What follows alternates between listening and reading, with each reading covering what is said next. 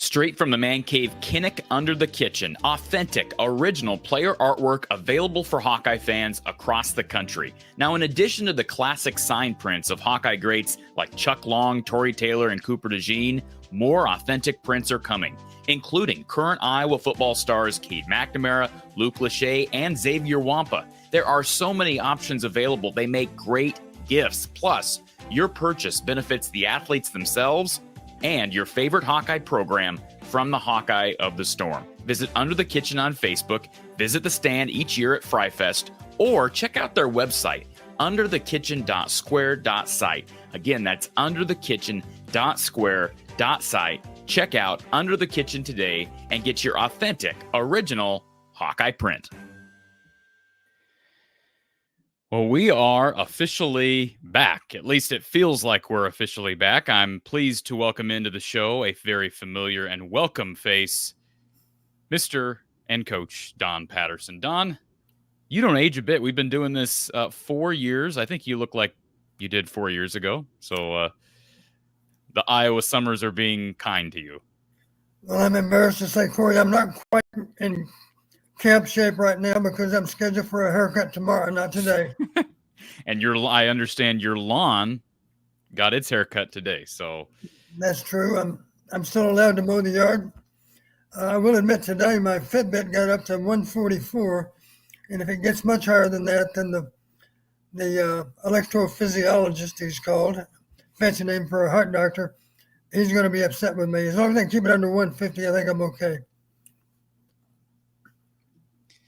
Well, we hope that Iowa and the start of fall camp has all the players excited, equally as excited. And we've got a month to go for kickoff. This is just a perfect time to do this show. Last day of July.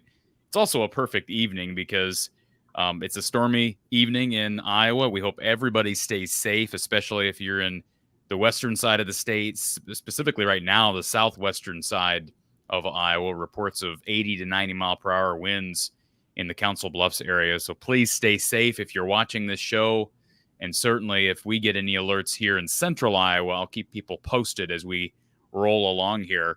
But as the title of this video would show, this is an edition of Hawkeye Hangout, which means it's really fueled by the people, Coach. And you and I both know that's kind of the lifeblood of this show. It's the Hawkeye fans that make this show possible.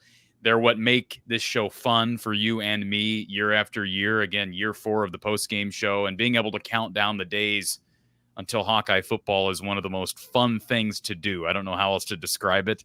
I've always told people, Don, my favorite month of the year is August. And people assume it's because I love the Iowa State Fair. And I do. But I love just the countdown. I think there's something about the hype and the excitement and being able to talk about fall camp. And as ridiculous as it sounds, being able to read into fall camp photos that come out of Iowa City. And then, of course, to be able to talk to Iowa players, to Kirk, to the assistants at Iowa Media Days here in just over a week. There's something special. What was fall camp? I know it was crazy busy and hard and exhausting, but as a coach for all those years, there's had to be a level of excitement, maybe not the same as what fans have, but close. Well, I flash back on the fact, Corey, we used to refer to August as the longest month of the year, because I will promise you, back in the day, it was a long month for players and coaches. If you can imagine, when camp started, we had double sessions back in those days. And typically there was one Sunday in there that was an off day. But otherwise, you would have 20 practices in 11 days. Think about that. 2 every day except for Sunday.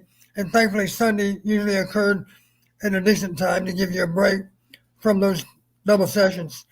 It was a real challenge to be able to get through it for both players and coaches. Credit to the NCAA. They're smarter than they used to be. Now, they still get 29 practices before they play, but they're allowed to spread them out over more time. So really, effectively, there are no more double sessions anymore, and that's probably a good thing. Although there's some argument maybe that the players would show up in even better shape if they knew they were going to have to go twice a day.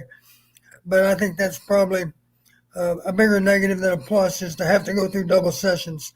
It's probably a change for the better. I'm always curious, and I'm not speaking on Iowa directly, but I'm always curious when I hear reports out of summer, because summer traditionally and by the rules is to be conditioning, and any workouts are supposed to be player-led. And in spite of that, and again, I'm not referring to Iowa specifically. I don't know what happens in Iowa City, but I can tell you, and maybe I shouldn't say this on the air, but I don't really care.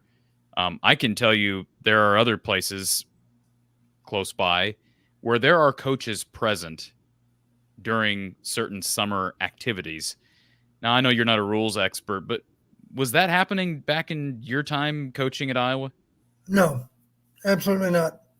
I'm just amazed when I hear reports. And I just heard a report. I got a friend of mine who is a college football player at a G5 school, not anywhere in this state, but this individual just told me 2 days ago that, yeah, we've been working out and the coaches are there. They're not supposed to be, but they're there. And I just wonder how much that's occurring across the country. So I don't know. That was where my train of thought went for a second. Just we talk about how much the game has changed. You made a comment before we went live on the air as it relates to the game changing. How many new quarterbacks we have in the Big Ten alone, not just freshmen. I'm like, you have guys like Dylan Raiola at Nebraska that are poised to start as a 5-star. Hey, great. But you have so many transfers now, and it's a year-to-year thing. How many new, fresh faces at the quarterback position are we going to watch on Saturdays this fall, Don? Well, again, this is part of it's my research. Part of it is research of another person that wrote the story. But according to this one person that wrote, 14 of the 18 Big Ten teams are going to have a new full-time starter at quarterback. Now, I was able to find 5 quarterbacks that were on the same team a year ago that are likely to be starting, and I'll just touch on them, most of which you know about. Luke Altmaier at Illinois started most of last season, as I recall. Hold on a second. Let me catch you for a second. Let me see if I can rattle them off and tell me if I'm correct, Don. You were going to say Cade McNamara, even though he only started, 4 games last year. Right. And Drew Allar, I believe is how you pronounce it. He's got to be on the list. Yep. So there's 3, and you said there's 4 or 5 total. Well, according to the writer, only 4 Big Ten teams had the same starter as last fall. So I would assume the last one would be, trying to think of who was the Rutgers starter last year. That's not going to be okay. Who is it? Minnesota has a holdover, don't they? Well, their guy left, but didn't they have a guy that was on the roster? Kelly McManus transferred to Rutgers. Right. Okay. There's Rutgers. There's your Rutgers answer. Yeah. Let me look here. Well, I can't find Minnesota's guy. So apparently he was on the team already, because I don't have him listed. Okay. But anyway, the ones that are still on the same team: Luke Altmaier, Illinois; Cade McNamara, Iowa; Hudson Card from Purdue. I forgot he was even still in college. I forgot he was still at Purdue. Yeah. Okay. Drew Allar, or Allar, I'm not sure how it's pronounced either, at Penn State. I think he played relatively well, except he wasn't that good in the big games. That was his knock. So he's pretty good against Iowa. Yeah. And then one we're not familiar with, at UCLA, Ethan Garbers, who had a rough season last fall. And I believe maybe the UCLA starter left too. This guy played a fair amount, of course. He's the projected starter for UCLA. But here's the guys that I know for sure, because I read through every last team to be sure I didn't overlook anyone. Projected starters that are new to their team. In other words, last fall they were somewhere else. Now, I'll mention one of them up front because he was a high school player. Dylan Raiola, of course, was a very, very highly recruited high school quarterback from Arizona, I believe. And he is the projected starter at Nebraska. He was known in some circles as the best quarterback for this recruiting year. But the other guys are typically experienced transfers that are coming from somewhere else and had significant success somewhere else, except maybe they simply put themselves in a better position. Not all of them, but a lot of them. 3 that stand out to me: Dylan Gabriel was at Oklahoma and did a lot of good things at Oklahoma. He is now the projected starter at Oregon, and he's considered to be an off-the-charts quarterback. And for people that don't know, he's a Heisman candidate, so he's right. He's top 5 nationally, I would presume. I don't look at Heisman probabilities this early, before football even starts. But Don, he's got to be on that list. Yeah, this particular and by the way, real quick, transfers have been winning the Heisman Trophy as of late. You think about Caleb Williams, you think about Burrow. I'm missing one in there. Did Fields? There was a guy that transferred out of Indiana that came pretty close to winning a Heisman too, and he was a finalist as well. Yeah, there are 3 that stood out to me, and I'll talk about the other 2. We've already talked about Dylan Gabriel. He was incidentally rated as the best projected quarterback for the fall in the Big Ten. Number 2 on that list was a guy we are going to run into. His name is Will Howard. Will Howard transferred from, as you know, Corey, transferred from K-State and had a lot of success at K-State to Ohio State. And he is projected to be their starter. I have a lot of respect for him. I think he is deserving of being high on any list with how he's going to perform for Ohio State. And then last but not least of those 3 I mentioned is a guy named Will Rogers. We're going to see him too. Matter of fact, we're going to see him in Kinnick for the Washington Huskies. Totally forget. Can I just say this? Now it's July 31st. Totally forgot he transferred to Washington. He was at Mississippi State last year. And he had incredible numbers over 4 years. Right now, Corey, he has already thrown for over 12,000 yards. Now, last year's numbers were a little bit subpar. Maybe he had an injury, I'm not sure. But 12,000 yards in 4 years, that's amazing with a year to go. And, of course, they were the pass-happy team belonging to the now-departed Mike Leach. Of course, he was a passing guru, and they put up incredible numbers at Mississippi State with Will Rogers. So we're going to see two of those top three quarterbacks in the fall. Other guys that do stand out, to me, Aiden Childs is an interesting guy. We're going to see him too. He went from Oregon State. He went with his Michigan State. Yeah, he went to Michigan State from Oregon State, and of course, the new Michigan State head coach came from Oregon State. So he's already got familiarity with the offense, and he's supposed to be something special as well. But the others are really unproven. You know, they might not even surface as a starter. I think those four in particular are, I should say those five. I named five of them. But four of those five quarterbacks we're going to see. The only guy we're going to miss on is Dylan Gabriel, and that's unless we play Oregon in Indianapolis. With that being said, and we're going to go through the schedule and talk, 1 through 12 to some extent. This is not our season preview show. We're talking camp, but again, it feels like we're jumping into this thing here a month out. Don't overlook Tyler Van Dyke. I think he's a kid with a lot of upside. Now, didn't have a great year at Miami, but he comes into a situation at Wisconsin with some opportunity. And second year under Fickle, you'd expect that offense to get going. And when you say Miami, Corey, correct me if I'm wrong, you're talking about Miami of Florida. Absolutely. Yep. Yeah. And and I know we're talking Big Ten, but I would have to think one of the five best quarterbacks. I know you named five, but don't overlook Rocco Becht, who also comes to Iowa State comes to Iowa from Iowa State this year, and will have an opportunity for a revenge game after dropping that game in Ames a year ago, and he's in his second year with the Cyclones program. Yeah, the fact that we got so many new faces taking snaps in the Big Ten this fall, I think it makes it a little more precarious to accurately predict what's going to happen.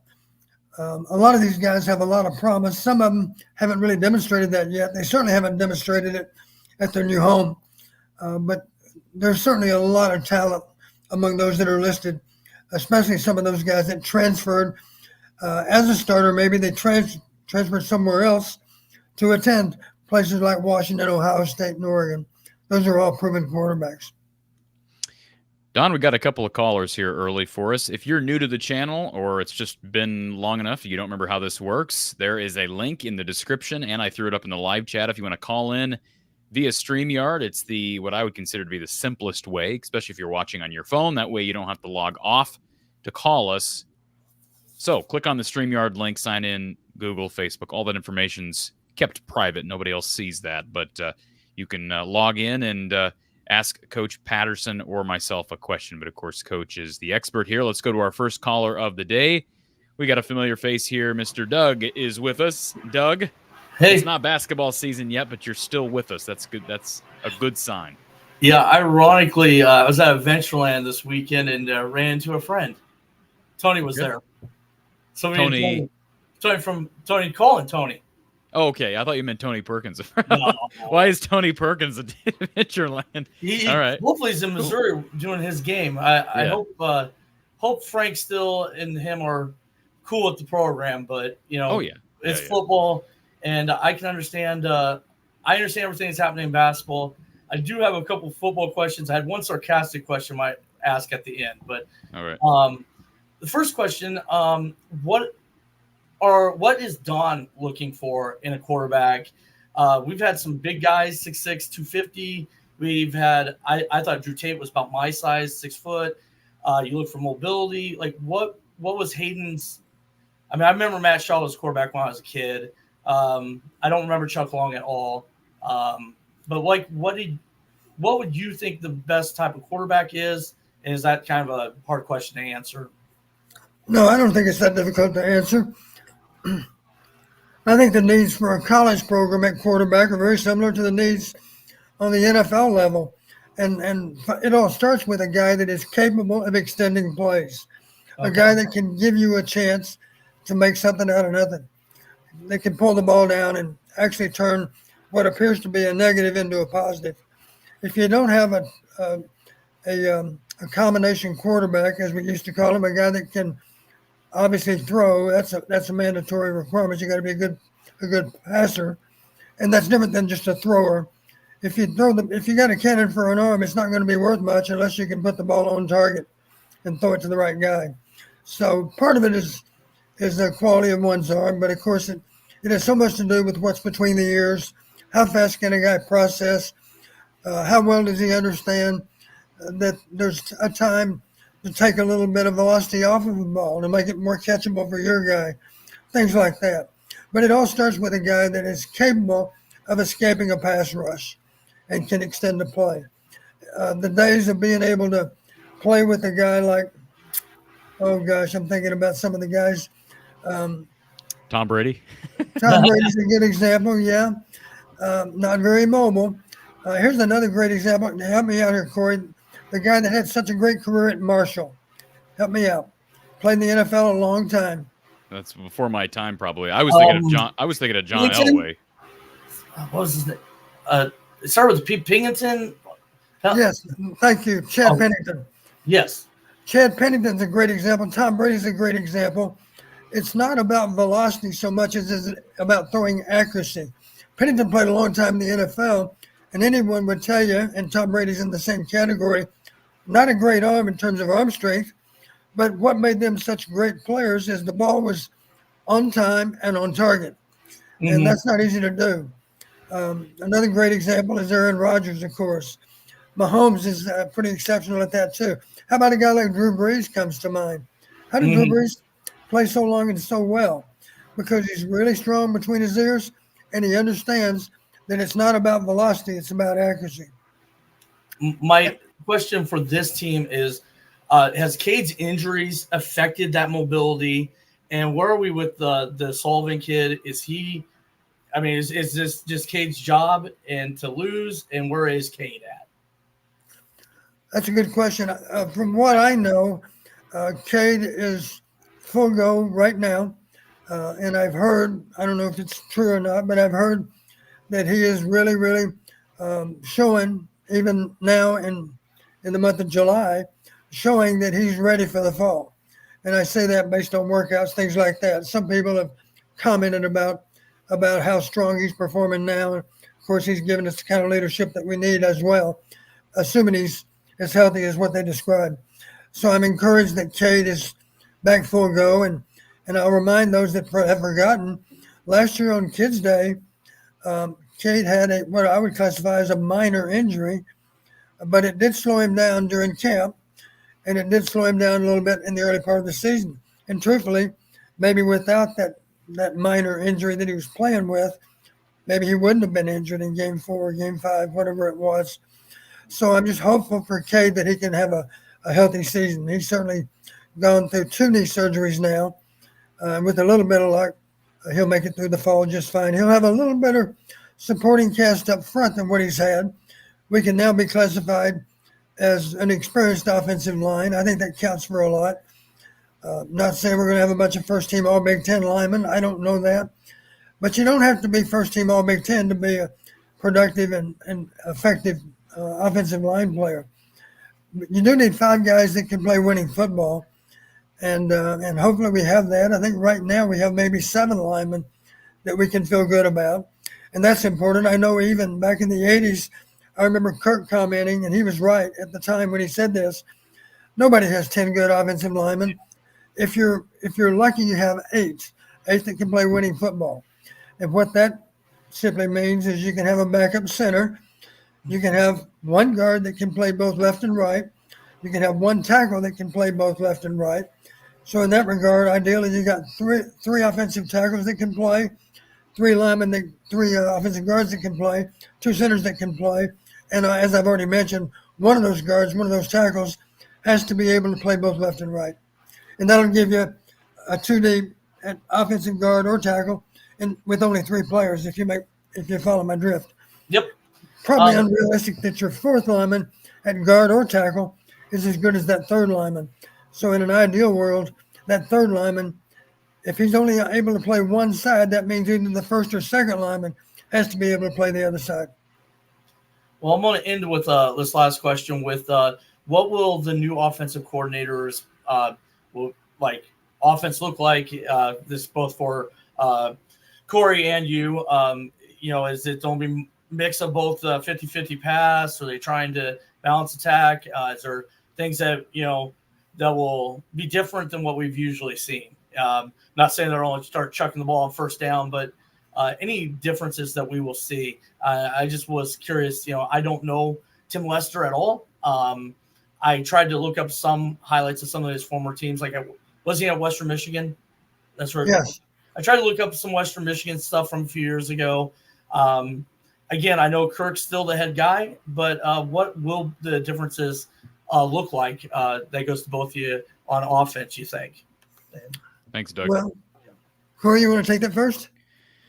Well, I mean, the one thing that it seems like we keep coming back to when we hear from Tim and we hear from Kirk and the players, I think a lot of it, what you're going to see with your eyes is going to be the pre-snap motion. I think there's going to be a lot of movement before the play starts.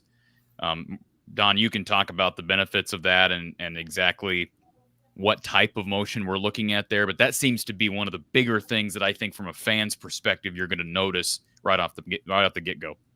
Yeah, I don't think people realize, unless they happen to have played college football. Let's just talk about a typical defensive secondary. And just so everybody has an understanding of how it happens, Phil Parker calls it a defense on each and every snap, of course, and he makes a call to tell our players what the coverage is going to be. Now, the only problem with that, depending on the formation, you may not be able to use that coverage.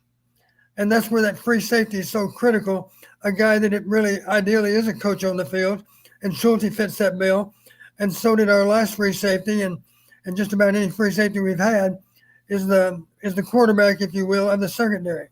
Certainly not necessarily the free safety. It might be the strong safety, just for the sake of argument. It could be. But the point is, those guys in the back end have to communicate.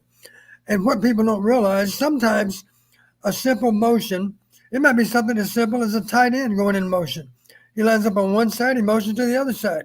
Well, the fact that he motioned to the other side, now it's entirely possible they have to change the coverage based on the new formation.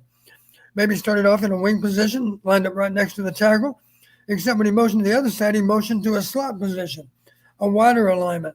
So the point is, any kind of motion, just about any kind of motion, requires the defense to communicate. And in many cases, they have to actually change the coverage. Even if the coverage remains the same, there's somebody that has to bump into a better position to play that same coverage. And the simple answer is that you're requiring the defense to have to think more before the snap than what they would prefer to do. Any defensive coordinator will tell you, I wish we could just line up and play. And if we could just line up and play that same coverage that we lined up in to begin with, we would all but eliminate our mistakes. The fact that you have to communicate and have to change coverage sometimes is a problem, and sometimes results even in a busted coverage. That's how you see a guy sometime running down the field all alone. The other thing that comes to mind too, a lot of the time the motion, let's face it, the linebackers have to be aware of that motion also. Now, maybe in some cases it doesn't really affect them so much, but in other cases it does. And the bottom line, the motion gives them something else to talk about. Maybe they even have to communicate with the D-line. That's possible. Hopefully not, because that's one more thing to worry about. But I know I did read a comment by one of the offensive linemen that we have, and this is a comment based on spring football. He said the thing we weren't used to, the fact that we were using motion, was preventing our starting linebackers. I'm talking about really good Big Ten linebackers. They weren't showing up at the point of attack quite as early as what the offensive line was used to. Why? Because they have to dissolve what's really happening. The motion is a little bit of confusion. Play action, of course, can be a little bit of confusion. And the bottom line, so often, Corey, as you know, two offensive linemen are working together to take care of that down lineman and work up to the next level, as we call it, to the linebacker level. So often you're comboing with another player adjacent to you to work from the down lineman to a linebacker. And they were used to the linebacker showing up faster than what he showed up this spring. He was a little slow to get to the point of attack, which gave them more time to get movement on the down lineman. That's another benefit that is not always easy for people to understand. But we might be able to get more movement against that down lineman simply because we can maintain that double team a split second longer before someone has to come off on the linebacker. BJ, great point here in the chat. Having an OC who is a former quarterback, I think very valuable.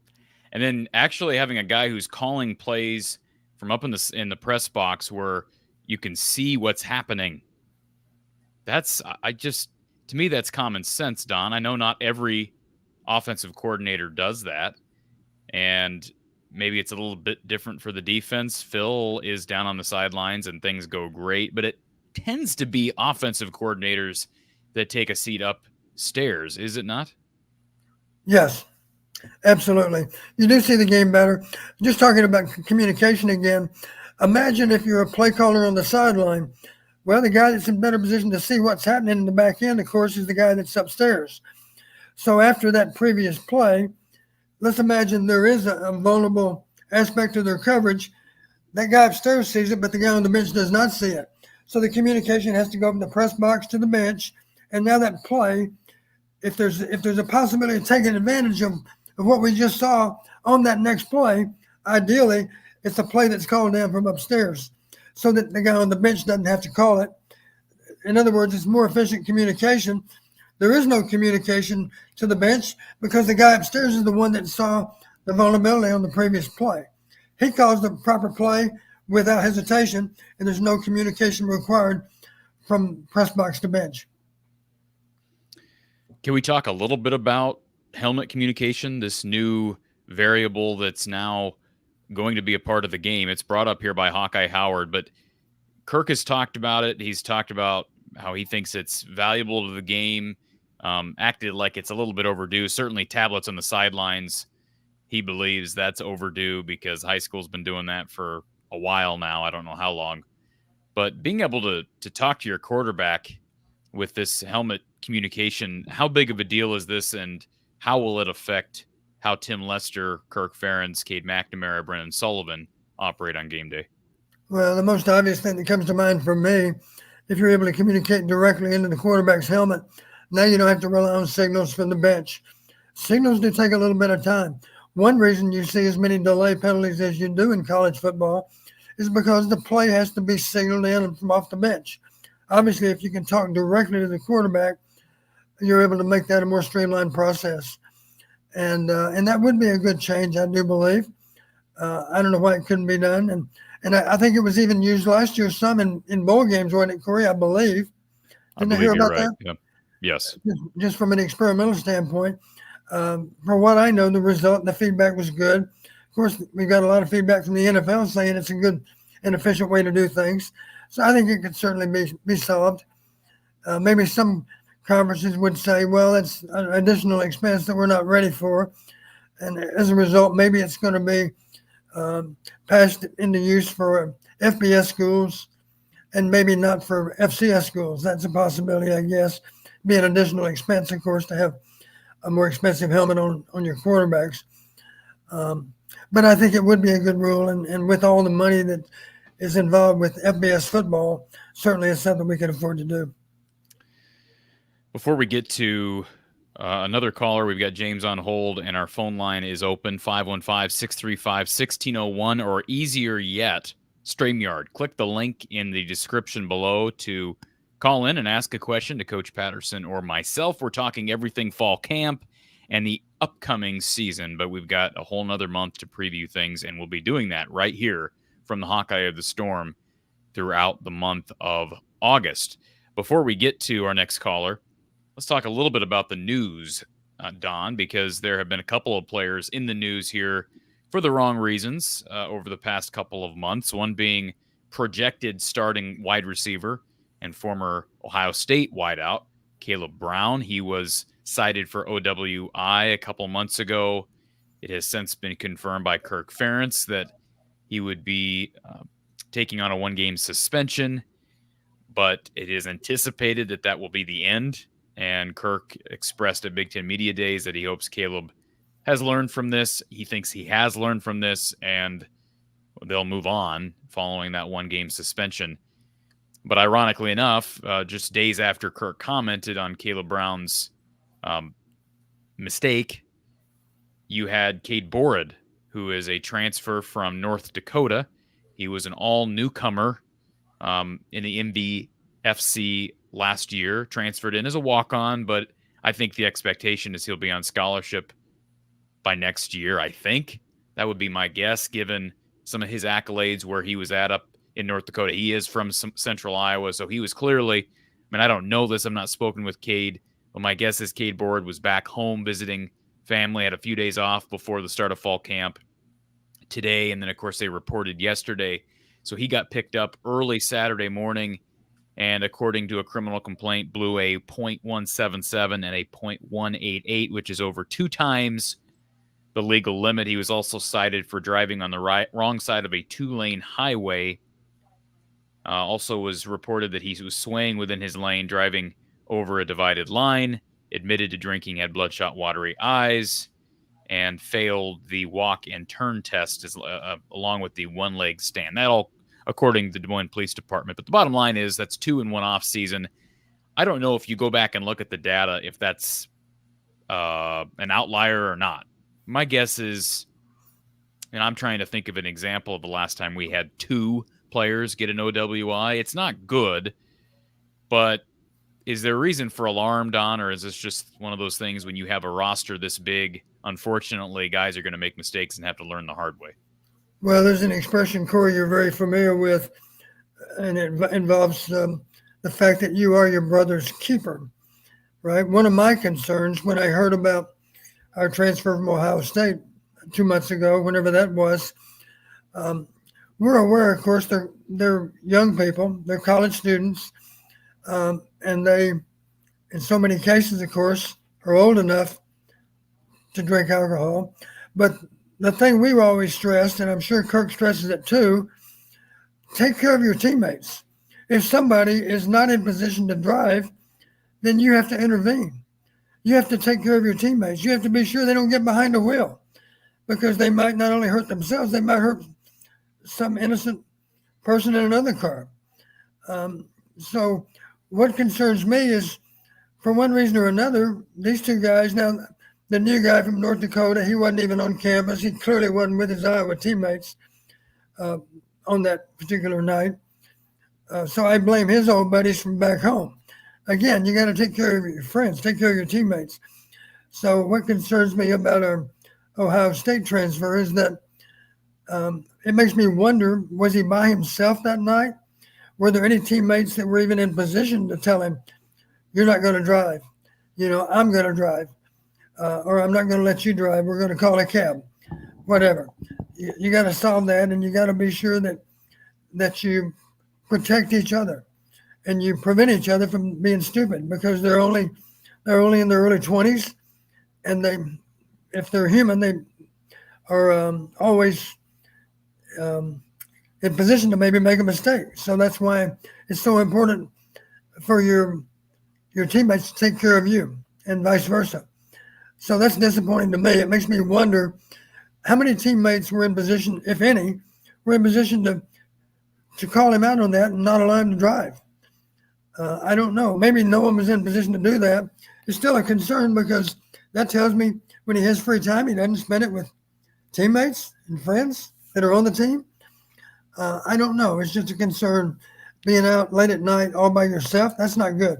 Well, here's the other thing, and mistakes are going to happen. I went through when Caleb Brown got picked up for OWI. And by the way, this is going to sound weird. I think it's good that these young people got arrested for OWI. Because if you're getting behind the wheel and driving and doing that habitually, something bad's going to happen. And so, Don, I hate to say this, but chances are, percentages would tell you that if Iowa has 2 guys that got picked up for OWI, there are a number more that have driven drunk over the past 6 months. And that's just, people do that. And people die all the time because somebody is behind the wheel intoxicated. So I agree with you. And I said this after, and I kind of got ripped for it. But when Caleb Brown got picked up, I said, is there a silver lining here? Well, there are a number of silver linings here, because hopefully, even though you don't want to have to learn the hard way, here's a lesson that obviously needed to be learned. And so apparently it wasn't enough for Cade Borred to learn. But at the same time, you don't want to throw these kids to the side because they are kids. I'm sure Kirk was disappointed, especially given, nowadays, Don, the media attention that comes with a starter and Caleb Brown, who gets picked up for OWI. Right. You'd hope that everybody else in the team is on their very best behavior, especially a guy who's just transferred in to what I presume to be Cade Borred's dream school in Iowa. But again, these are young people. They make mistakes. Here's an unpopular take: drink in moderation, and this isn't a problem. Drink in moderation. Seems like, I get your take, Don, and I agree. I mean, if you've had too much to drink, get somebody to get you to drive, but have self-control to not drink too much in the first place. But I know that's an unpopular take for college-age kids. So we don't have to spend a lot of time on this, but those are my 2 cents. Anything to add, Don? Well, my hope for Caleb, certainly there's something wrong with him if it's not a wake-up call for him.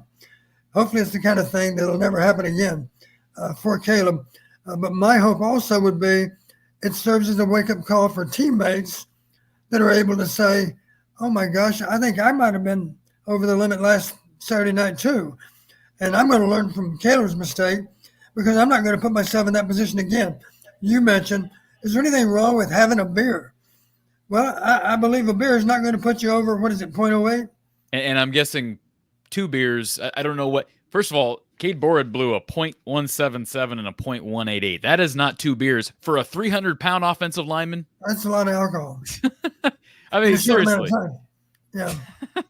So, again, is what it is. You hope these guys learn. He'll most certainly will get a 1-game suspension, and that won't really affect Iowa on game day because he was not going to start unless somehow Logan Jones goes down with an injury, Tyler Ellsbury goes down with an injury. This young man wasn't going to play until probably 2025. So, hopefully you look back at this a year later, you learn from it. Jamari Harris is an excellent example. Here's a young guy who's made some mistakes, but he's learned, I think, from his mistakes, and here he is leading the back end of this defense. Let's go to our next caller here. We got James on hold. James, welcome.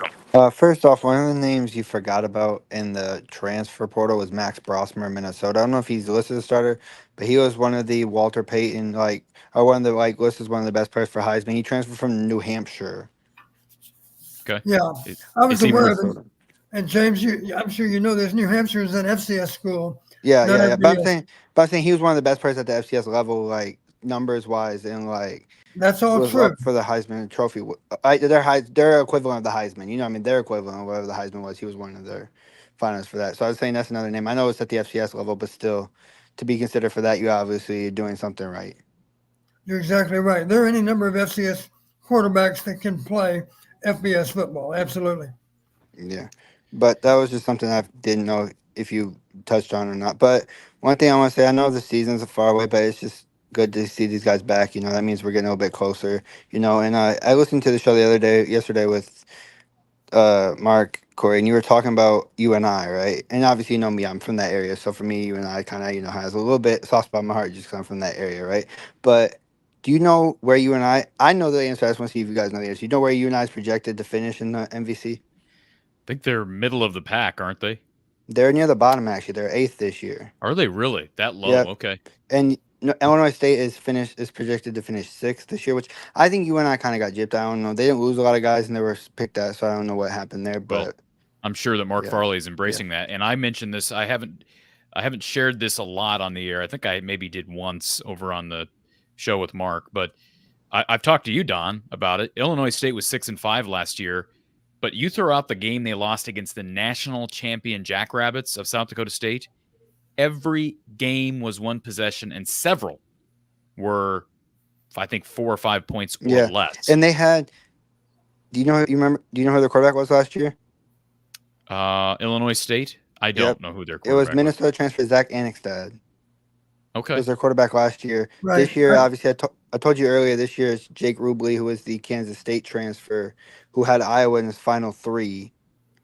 He had Iowa in his final three. He's from West Des Moines, I think he is, Jake Rubley. But he had Iowa in his final three coming out of high school, but he chose Kansas State and then went from Kansas State to Illinois State. So that's also something interesting to look out for, too, because Let me just say this real quick, just real quick, James, and I'll let you go. Just so everybody's aware, I told people I'd keep them posted on weather. Very large, damaging storm going through central Iowa at this time. Severe thunderstorm warnings out for most of central Iowa, including Story County, Polk County, Hardin, Marshall, Madison, Marion, Jasper, southern Boone County, Dallas, and Warren County until 9:15 p.m. With 65-mile-per-hour wind gusts reported. Des Moines Airport has gusted to 66 miles per hour. So just be weather aware. We don't want anybody to get hurt while they're watching us on their smart TV, and all of a sudden they fly out of the room, Don. So let's not do that. Just like that, Corey, you wear another hat. Meteorologist Corey Bradham. I'll take it. I'll take it. For sure, that's more important is the safety. But I was just saying, I think it's interesting how obviously, we think of the MVC is one of the tougher conferences, in the MVC or in the FCS, so like for that, it makes it a little bit harder, because you don't know what you can get because anybody can compete with anybody in that conference, I feel like, and they're all really good teams in that conference. And obviously, Don knows that from experience being at Western for as long as he has, so he knows that from experience. So I'm just saying you can't always sleep it out, but I do think it's good that Caleb misses that game out of any game he could miss. I do think it's good he misses that game because it will give those guys a little bit more reps against a team you should have a chance to beat. Obviously, you never know, but you should have that one in the bag. Missouri Valley is without a question the best FCS conference in the country. They prove it year after year. The fact that Illinois State's in the middle of the pack, that still means they're a dangerous football team. I do know for a fact they have a couple of guys that are for sure preseason first-team all-conference. And again, it's a great league, which means they have a chance to make a lot of All-American teams. They have a linebacker named Abdullah, I believe it is. Yeah, and then a running back that also is a big back. He's 6'2", 215. Yep. Maybe he's a transfer. I don't remember him a year ago. I'm scheduled to do one of the Illinois State games this year. I'm looking forward to that. Brock Spack is an outstanding coach. He's a no-nonsense guy. I will promise you, those guys have good team discipline. Yeah, and then they also have a wide receiver that was on first team as well. I think his name was like Bosanovsky or something like that. I don't remember. I know his first name was like Jake or whatever. He was also first team MVC too. So that's a tough team to go up against first, and obviously going to be a tough test. But you get them at home, and we've seen it happen before, so we just want to make sure we're ready for it, And I know Kirk's always that way, where he's always ready for everybody. He doesn't always overlook people. Like I'm not saying some other coaches do, but Iowa State's always a big game every year, and he never seems to do that. Where it's like he always overlooks the opponent. Then it's ISU, he always seems to focus on the game in hand, if that makes sense, right? And I made the comment, like that. James, if you got anything else to add, I'll let you add that here. But I just want to say real quick, I told Mark yesterday, Don, what James echoed. I think, regardless of where you and I has picked to finish, you know what you're going to get most years under Mark Farley. You're going to get a tough, hard-nosed football team that is good, solid in the trenches, and maybe they don't have the skill position talent to go to Lincoln and win that game, but they play Nebraska week 3, and I think that's a dangerous time. Nebraska plays Colorado week 2, then they get the start of Big Ten play week 4. It's a dangerous time. You go back to 2016 when Iowa dropped that game to North Dakota State, kind of came late in September. I'd rather play an FCS team week 1 like Iowa did a couple of years ago against South Dakota State, because you are going to have your team's full attention. Not that you shouldn't have the team's full attention 3 weeks in, but I'd rather play a G5 school. I think Nebraska plays UTEP week 1. I'd rather, if I'm a Husker fan, I'd rather have those 2 games flip-flopped. Yeah, they play UTEP week 1. UNI has a weird schedule. I know it's not UNI show, but they play Nebraska and Hawaii back-to-back, so that's kind of a weird schedule for them. But yeah. Iowa just needs to keep doing what they're doing, and I'm happy that right now we're at where we are at, for health-wise and all that stuff. And hopefully those guys we have more depth at some positions than we don't. Like wide receiver, I don't think we have depth as much, but Bowie's going to play, so you're going to see a chance to at least see Bowie, especially week 1. For sure, you're going to see Bowie at least week 1 for sure. Against Illinois State.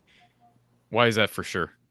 Because I think he's because Caleb's not playing, so I think he's number 3 on that list. Yeah, but I mean, we haven't even started fall camp. This guy's just second year into the program. But okay, based off that, I think for sure you'll see him, just because I think they're high on him. For what I've heard from a lot of people, they're high on him, and he probably be behind Gill. I think would probably be 4 behind Gill, but obviously we don't have Caleb Brown, so.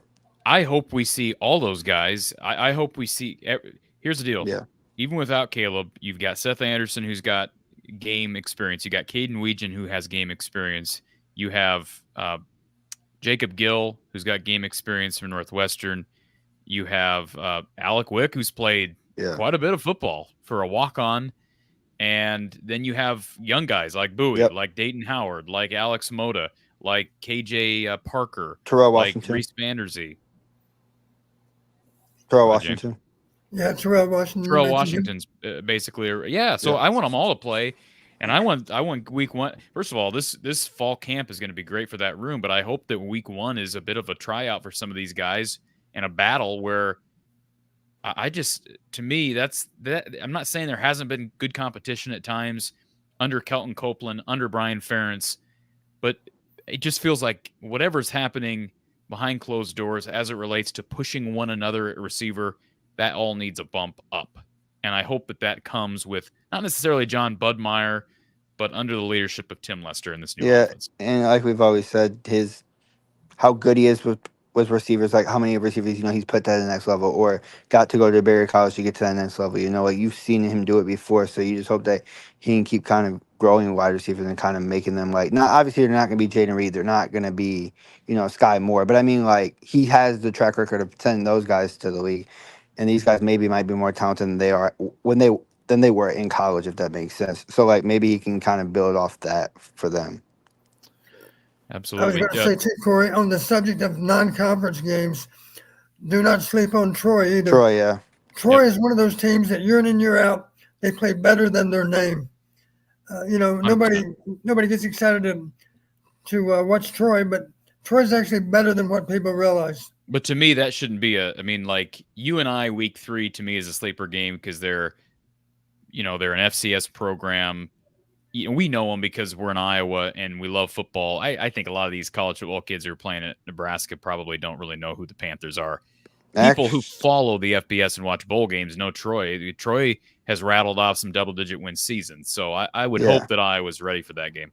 Yeah, for sure. But it was good talking to you, and I hope you stay safe during this weather, Corey. It sounds like it's kind of your way, too, and I think it's the most important. But it's just fun, to talk Iowa sports and just know Iowa sports is right around the corner. I feel like that's always the funnest part, and hopefully everybody stays safe during this. It's most important, and I'm just ready for the season start. I wish it was like today, but, it's not that way, so we just got to keep waiting for it. But it'll be here before we know it, so. We'll talk to you soon, James. We always enjoy talking to you. Yep, enjoy your night. Thank you, sir.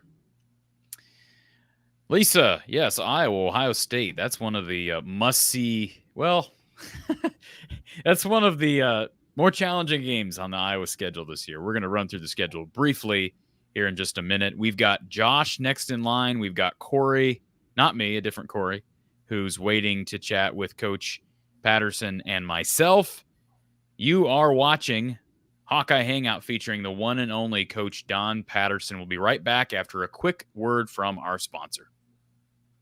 Let me introduce you to one of the proud supporters of From the Hawkeye of the Storm, Iowa floor covering down in Bondurant. Now, for the last year and a half, you've heard me talk about this great company in the heart of central Iowa. They've got their Tough Core click together, 4.5 millimeter waterproof vinyl flooring, great for you DIYers out there. But even if you're just a contractor or you need a different type of flooring, they've got you covered, whether it be tile showers, carpet. Give Iowa Floor Covering a chance to serve you better and serve your flooring needs. Visit them online at iowafloorcovering.com. That's iowafloorcovering.com, or you can give them a call at 515-379-7000. That's 515-379-7000. Thank you to Iowa Floor Covering in Bondurant. Appreciate Iowa Floor Covering, one of our loyal partners. They have been with us for years now, and we're going to officially say that. So very happy that just had lunch with Tyler here a couple of weeks ago, and good guy, good people down there in Bondurant, and a great football community. They've got a young prospect in Titus Cram, who I still don't think has made a decision on where he's headed. I should have asked. I think James follows Iowa high school recruiting more than I do. But anyways, good football community and great company, Iowa Floor Covering down in Bondurant. A few things in the chat before we get to our next caller. First of all, our super chats, we appreciate them. Ask a bum. Ask a bum. All right. You guys still confident in your O-line? Well, I don't know that I've ever. First of all, that must not be a you guys as in you, Corey and Don, because I don't think you nor I have ever recently expressed some immense confidence in the O-line. Now, I ranked the offensive line, Don. I came out with my preseason, pre-camp offensive position rankings. And this will probably surprise you, but I had my offensive line, the Iowa offensive line, in dead last, fifth place out of 5 total offensive positions. I had receiver ahead of them. I had quarterback ahead of them. And that might be a little unfair. It's not like Iowa's gotten some great production out of receivers, but projecting forward, what I believe Tim Lester is poised to help with the most is the passing game. And I have not yet seen it proven to me that George Barnett and Kirk Ferentz can work together and get this line humming the way an Iowa offensive line is supposed to hum. Now, Kirk Ferentz made some comments here at Big Ten Media Days last week, Don, that really perked my ears up when he said they think they have 7. You mentioned the goal of maybe getting 8 guys that can play. He thinks they may have 7 starting level players. That's big. I mean, if that's the case, this is Kirk Ferentz saying that. You know, we heard for a couple of years that Iowa was really young. That narrative sort of died last year. They still were inconsistent at best.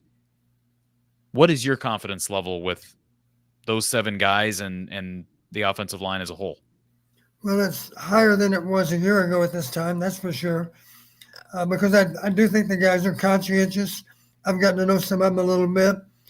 I do think that the new offense is going to help them a little bit. I talked about being able to sustain those double teams a little bit longer, maybe, which gives us a chance to crease the defensive front a little more effectively, a little more consistently. So I'd like to believe that's all going to take place. The one thing we know, Corey, we're not going to have all 5 of them healthy all the way through. So that's why it's so critical to have more than 5, ideally 8. Unrealistic to maybe have more than 8 that can play winning football. We can put them in a game, but can you count on them to win against a decent opponent? And that's why it's so important to have a little bit of insurance. If you have 3 extra guys that are capable to be starters, then that's a good sign.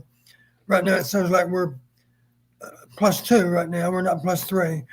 But maybe by the time camp ends, maybe somebody else can emerge as someone that we have that kind of confidence in.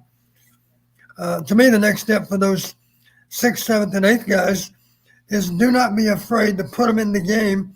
One of my frustrations, and I know we've talked about it in the past, if we're lucky enough to have a comfortable lead, then for God's sakes, put in the backup players. They need experience. We need to get the starters out. One of the greatest crimes in football is losing a key player when the game's already on ice. That's silly.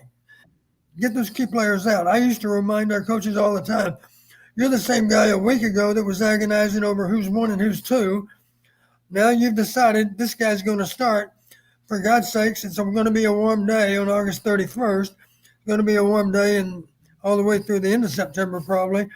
So if the game's in good shape, or if there wasn't much difference in 1 and 2, then don't be afraid to play 2.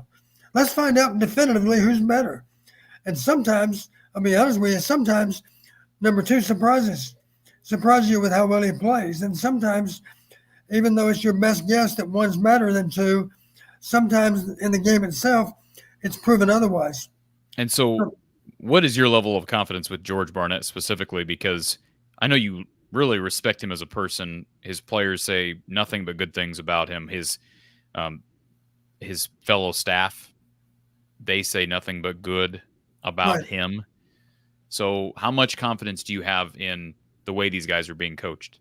The one thing I can say with confidence, I would be very surprised to find out that all those offensive linemen have any kind of resentment or any kind of lack of respect for their position coach.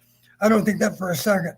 And I have reason to feel that way because I've talked to people that are inside the program and have shared that with me. Former players that have actually played here in recent years that have a huge amount of respect for George.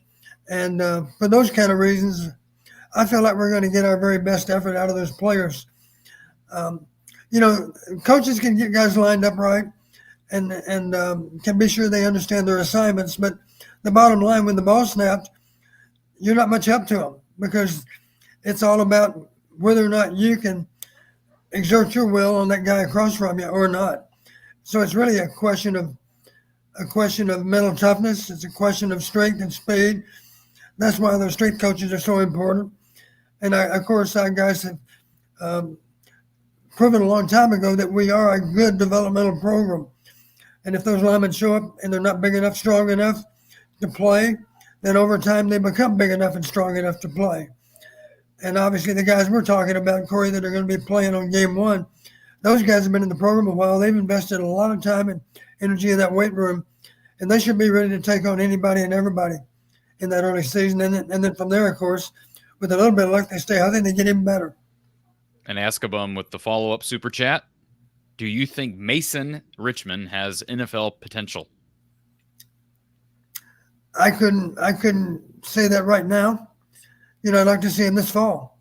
If you base it on last fall, potential, what does that suggest? That he might become a free agent someday? I think, well, first of all, I think the answer to this absolutely should be yes. For a guy who's started 3+ years on an Iowa offensive line at left tackle, he should be an NFL prospect. And I think it's reasonable to think that he'll take a jump and get drafted somewhere based purely off of he's an Iowa offensive lineman, Don, and he's started as many years as he has.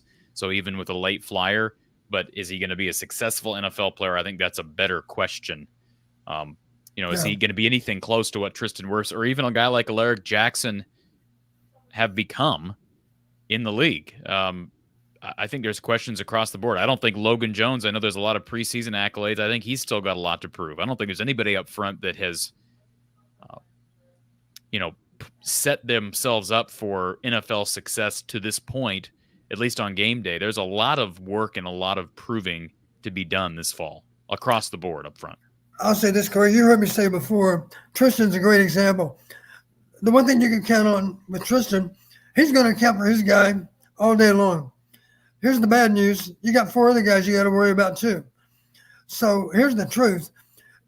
This fall, if we didn't have a single guy that was first-team all-conference in the offensive line, that wouldn't concern me as long as we had any number of guys that were second-team or third-team all-conference. Because that says that they played at a high level. Only a handful of guys can be first-team all-conference, I mean. So if we could just have second-team performance, third-team all-conference performance out of our own line, we'd be in great shape if we can get that done. Bob wants me to have Ed Podolak on the show. We'll have to try to find a way to get in touch with Ed Podolak. I'm guessing Eddie is enjoying his full retirement now. Lemansky says, which team will ascend the most, the Huskers, the Badgers, or the Trojans? Well, I think the Trojans are the favorites there. I think there's the Huskers and the Badgers are both projected in the 6 to 8 range as it relates to finishing in the conference. I'd have more faith in Wisconsin and Luke Fickell because Nebraska they're very much like Iowa's offensive line. They've still not proven anything. I think they got a chance at being pretty good. But that would be my 2 cents. And Erica wants to know about getting Roy Higgins on the show. Erica, I want to just say this. I reached out to Roy months ago. At the time, he had agreed to come on the show. I have not heard back from him. I've made multiple attempts. I am transparent as I can be on this show.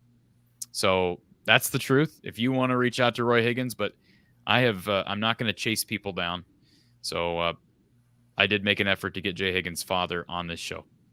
That was going to be my question. I'm presuming that's Jay's dad. It is. It is Jay's social media famous dad. DC Hawkeye, thank you for the super chat, sir. He says, great seeing the duo back, Corey and Coach. Coach, the last time you were on in the spring, you were very pleased with the Lester hire. Are you hearing good things with regard to the new OC and the offense? Yes. And thank you for bringing it up, DC Hawkeye. I'll remind those that didn't hear me say this in the spring. I know 3 people really, really well that have worked a long period of time with Tim. they all three had nothing but good things to say about Tim Lester. And these are people that know him and know him well. They actually worked with him. I'm talking about the head coach at Syracuse, and he was at Syracuse, and Scott Schaefer told me, he said, I eventually lost my job. We eventually lost our jobs, but it wasn't because of Tim Lester. It was in spite of Tim Lester. Tim more than took care of his business and did a great job for Scott. And that's a guy I've known for 40 years. So I have reason to believe that he knows what he's talking about. Another example, he was a student manager for us years ago. His name's Monty Porter. Monty was an assistant AD when Tim Lester got to Western Michigan. And so he saw him as a freshman player. And as Monty told me, he got the crap beat out of him, but he kept getting up all season long. He ended up throwing for more than 11,000 yards at Western Michigan. And then after seeing him as a freshman player and a senior player, he saw him as a young coach at that same school. Monty is right now the associate AD at the University of Houston. And Monty had nothing but great things to say about Tim Lester as a player, as a young coach, as a head coach. He's a good man. He knows football and he knows how to motivate players. And I think the players will tell you they've responded in a very positive way to Tim Lester's leadership. So I feel very good about Tim and his role within the program. He's going to do his job and do it well. Let's go to our next caller. We've got Josh waiting to chat. Josh, welcome to the show. Hi, how you guys doing? Can you hear me? We can hear you, Josh. We're doing good. How are you? Good. Coach, I got a question about like the code of conduct policies. So like a month or two ago when Caleb Brown, is that his name, got arrested for the OWI, DWI, whatever it was. I saw a bunch of people like in YouTube chats and on Instagram chats and stuff saying, kick him off the team. He doesn't belong here, blah, blah, blah, blah, blah, this and that. And I'm just like, do you guys ever think about rolling back some of these code of conduct policies that are suggested by the general public? Because to me, the general public, if they had their way, there would be nobody left on the Iowa football team after a while, because every time someone made a mistake, half the general public is calling for them to get kicked off the team. So, I mean, at what point do you say, forget the general public's opinion, we're sticking by our guys here? Am I making sense? Yeah, I mean, Kirk is going to do what Kirk's going to do, Don. I don't think he cares what the general public says. It's funny you say that, Josh, because I remember a couple of years back, I don't remember who it was. It might have been Amir Smith-Marset. It was someone, and I remember recording one of my preseason shows with a buddy of mine, and I didn't discuss this topic before we went live on the air. And this buddy of mine, who I didn't expect this response, he said the same thing. He's like, well, I think you got to be kicked off. That's a really serious thing. Everybody has a right to their opinion.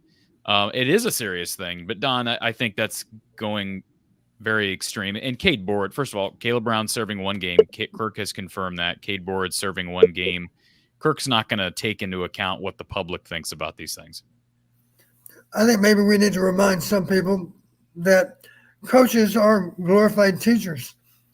And obviously, you've got to be sure that whatever action you take, that it has a positive effect.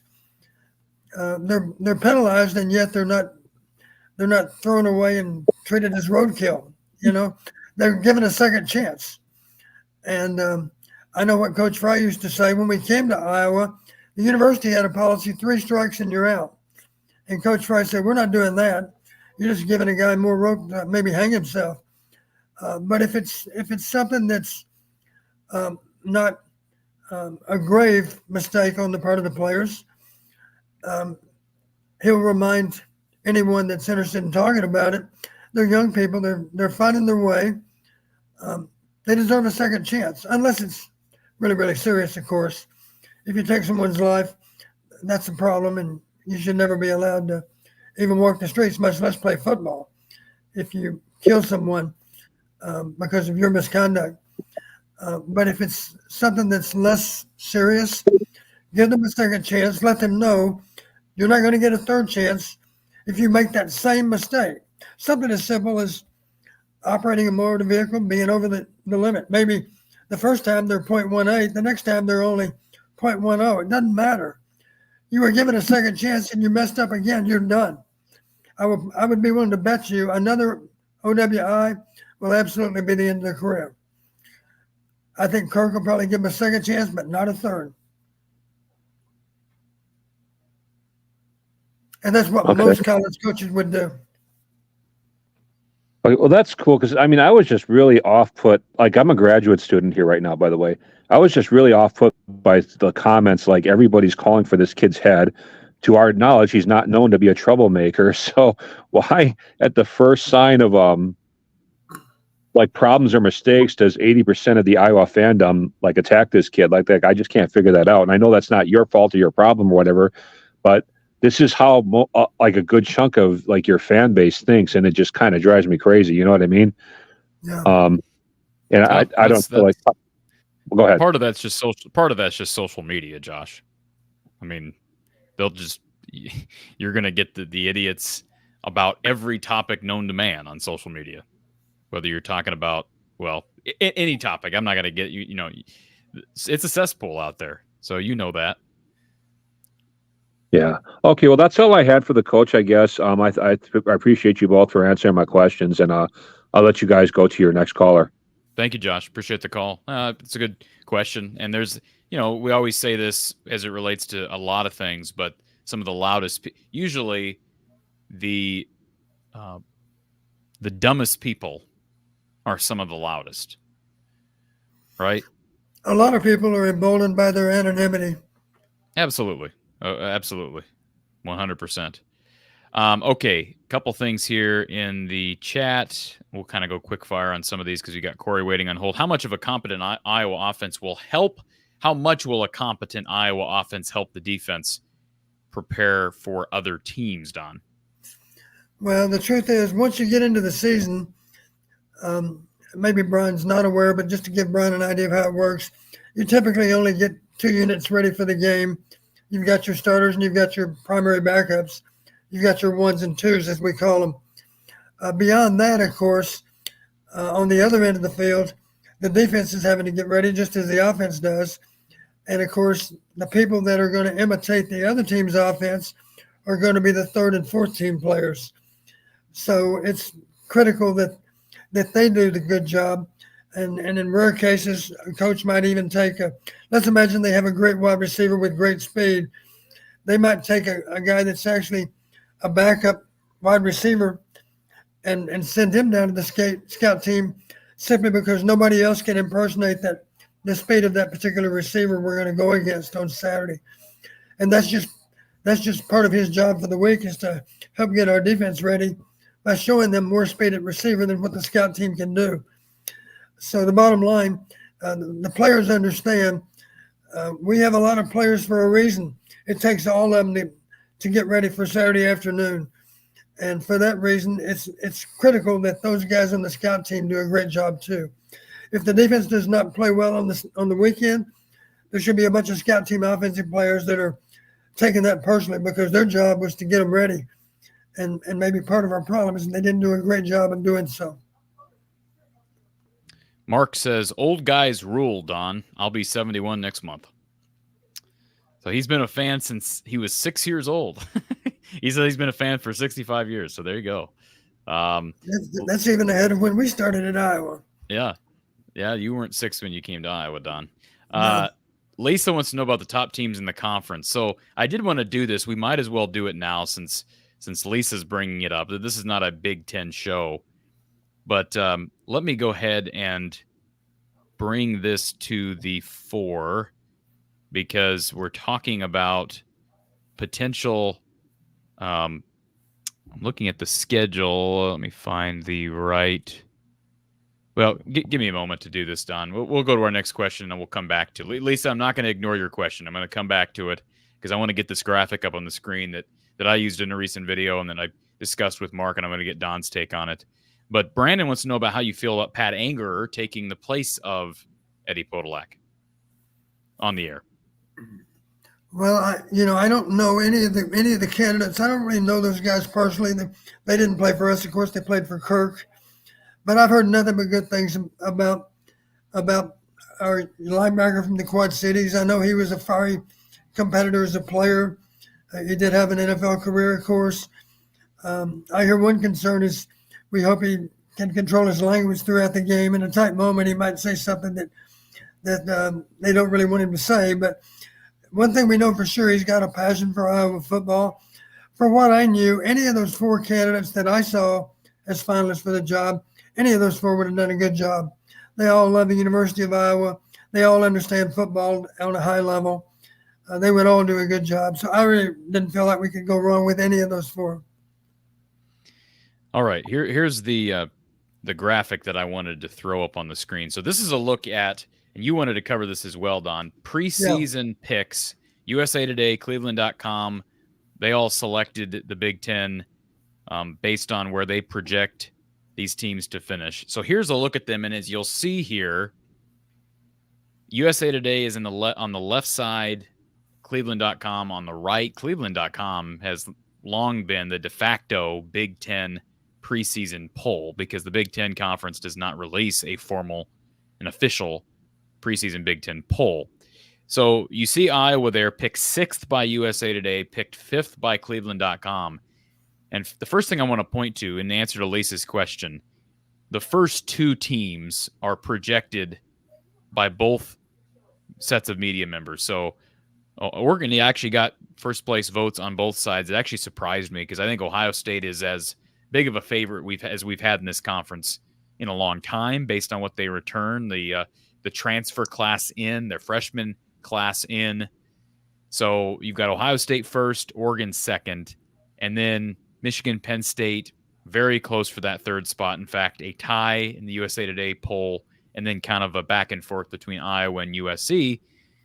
And then Wisconsin, Nebraska, and basically media members agree on most of the top 8.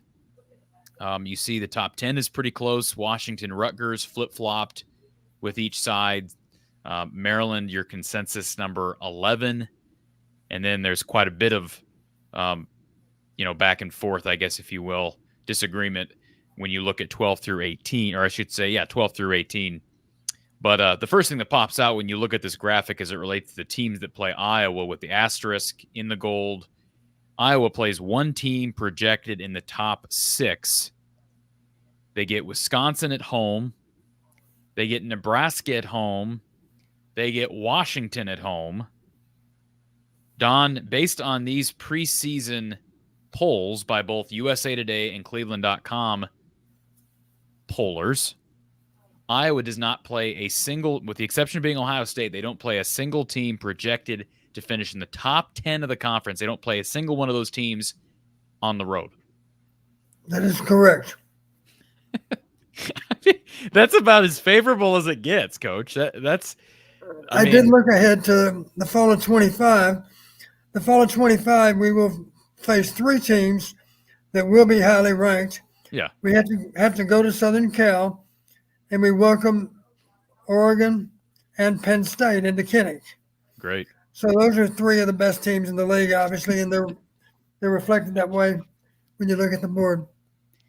But this is opportunity knocking, Don. I mean, with this schedule and all the seniors that Kirk has coming back, this is opportunity knocking, folks. And you might be kind of playing with house money with that Ohio State game. Not that it won't matter. Like, you don't. It's another loss if you lose. But at the same time, they can lose that game and still quite straightforwardly make the college football playoff because they go 11-1, they're in. I think they're in a 10-2 unless they get just blown out in their 2 losses. I think they're in at 10-2. I know there's some disagreement there. I think the tiebreaker set of criteria could come into play, Don, because you have Iowa having not played. Again, they don't play USC, don't play Michigan, don't play Penn State, don't play Oregon. And I believe I talked with Mark about this. I believe Michigan plays Oregon. But boy, just so many good teams at the top there, and Iowa avoids a lot of them. Don, what did you want to cover as it relates to these preseason polls? Well, I'm kind of on the same line that you looked at there, Corey. I actually looked at 3 different polls. One of them was Cleveland.com, and a lot of people might look down their nose at Cleveland.com. The truth is, there's 27 voters. 18 of them are from the 18 Big Ten schools. Yeah. They cover those teams. So they're very knowledgeable about their team. And, of course, knowledgeable about the whole league. The other 9 all cover the Big Ten too, but not one specific team. Maybe they work. I don't even know who they all are. It doesn't matter to me. But it just told me these are 27 people that know a lot about all of these teams, know quite a bit about them. So I took it as a valid poll. It's one of them that I used. The other 2 I used ESPN. ESPN has some kind of computer system to evaluate who's better than who. And I thought, okay, that sounds pretty valid. And my third preseason ranking was Athlon. And I don't know that Athlon's any better than USA Today or anyone else, but I just had access to that. What I did, Corey, I first took a note. Where is Iowa ranked among these 3 different rankings? ESPN, we were 7th. Athlon, we were 6th. And as you already mentioned, Cleveland.com, we were 5th. That averages out to a preseason ranking of 6.0, or 6th, if you will. But if you just didn't work the numbers, 6.0. That sounds pretty good. The bad news, Ohio State was 2nd, 1st, and 1st. I guess that's 1.33. So they are a prohibitive favorite to show themselves as the best team on our schedule. There's not much doubt about that. It'll be surprising if anybody else plays football on the same high level as Ohio State. Anybody else on our schedule. Could happen, but it's hard to imagine there's a more difficult assignment than at Columbus. Thankfully, it only counts as 1. What I did, I looked at all 9 opponents and all 3 rankings, and then I took the numbers and I crunched all the numbers. Here's what I found. Our average ranking was 6th. Our opponent's average ranking, even including Ohio State, is one of those 9. The average ranking of our opponents, 10.2, 10.2, 10.4, an average of 10.3. That means even after that first team is factored in with all these others, we still only average to be 10 point something with our opponents. We are ranked higher than everyone on our conference schedule except Ohio State. When you look at all 3 polls, we're 6.0. Nobody's close to that among our other 8 opponents. Based on preseason rankings, our next 3 opponents with the highest rankings, same thing you mentioned, Corey, Wisconsin 7.7, Nebraska 8.3, Washington 8.7, all of which come to Kinnick. So we couldn't have a more favorable schedule. And furthermore, Corey, I wiped you off the screen somehow. I still see you, Don. Okay, I won't worry too much about it. I can't remember how to get it back. Well, anyway, we see you just fine. Good. Okay. So what I did then, those other teams, as I mentioned, Wisconsin, Nebraska, Washington, all have to come to Kinnick. Incidentally, we're catching Washington at a great time, simply because they lost all kinds of really good players and their coaching staff. It's the perfect time to play Washington, and if we have to go west and play someone, without question, UCLA is the best choice, unless it's Washington instead of UCLA. I would suggest that UCLA is going to have more problems even than Washington this year. For the obvious reason. Go ahead. Yeah, I agree. I think I'd rather play UCLA on the road, and I'd rather, if you're going to get another team, you're going to get one of them at home. I'd rather take Washington at home. Right. And here's what some people might say. Well, yeah, but you have to play UCLA in the Rose Bowl. I got news for them. There might be 30,000 people in that Rose Bowl to watch UCLA play. If they're lucky, there'll be 50,000. Maybe when Iowa plays there, maybe it'll be 70,000 because of all those Iowa fans that'll be out there. Are we going out there, Don? You and I? I wasn't planning on it. If you can find a private jet, I'll be happy to jump on with you. All right. That's a fun trip, though. I think for a lot of Iowa fans, we'll probably go ahead and make that happen. But you're right. I mean, it's a down year for UCLA, and hey, by the time Iowa plays them, their season could be completely over in November. So, and frankly, I think when they play these road games, with the exception being Ohio State, when these games are played, Don, is also in Iowa's favor because they get UCLA late. And if you're afraid of going out west to a Rose Bowl, boy, again, that season could be just about done for the Bruins by November 8th. And I think another team that could be dangerous is Maryland. And maybe Maryland's playing for a lot on November 23rd. But, hey, this is a new-look Terps team without Tagovailoa. They could be in a position where their fan base is not that excited. Now, they don't have as difficult of a schedule as some, but they do play at Oregon. Unfortunately, the game at Penn State is the last game of the season, so it's leading up. Iowa's contest against the Terps is right before, but they get USC at home. I just think that the schedule works out the way you'd like. I don't know if Maryland traditionally, at least in the last under Michael Oxley, Don, they tend to finish poorly. I mean, they tend to how many times have we seen them rattle off 4 to 5 games to start the season, and then they just barely get to bowl eligibility? Yeah, you're right. Don, we've got a couple of callers here waiting on hold. We've got Corey with us. Corey, you've been waiting for a while. Wanted to add you to the mix here for a minute. How are you, Corey? Doing great. Doing fantastic. Great to see you guys. I'm reminded why your show is so great with this tandem. You guys you put on a fantastic show, and I'm so grateful that we get the legendary Don Patterson. I'm also grateful that the football shows go 4 hours versus these short part-time basketball shows that go sometimes short of 2 hours. Yeah. So are you watching?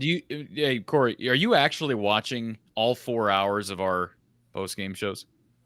Absolutely. You say that. I don't know that I believe you, but okay. 100%. And I believe you, Corey. I believe you. now, just such a great mix of characters. You guys' show, no one compares. Well, appreciate that, Corey. A lot of people try, but so we have I guess the new subject is our offense. So I want to go there. Don, I want to ask you, and you can't say all of them. The answer has to be one person. Okay, so who is your sleeper offensive player that's going to have a breakout season with this new offense? That's my first question. Secondly, do you foresee a drop-off in the tight end utilization? And my last question, I forgot, but I'm going to dig deep here and find it. So with this offense, I would suspect we've got more options and maybe a little bit less pressure on the quarterback. But what would you suspect might be the Achilles heel of this offense, or where's the weak spot of this offense? So those 3 questions. I'm still number one concerned about our receivers. Corey mentioned ranking all the different position groups on offense and had O-line in that 5th spot. I would put the receivers in the 5th spot simply because there aren't that many guys that have proven much yet as receivers. Now, I do think it's going to make a difference that Tim Lester is going to have an offense that's going to be probably designed to attack more down the field. And he's certainly had success in the past being able to challenge other defenses with his offensive schemes.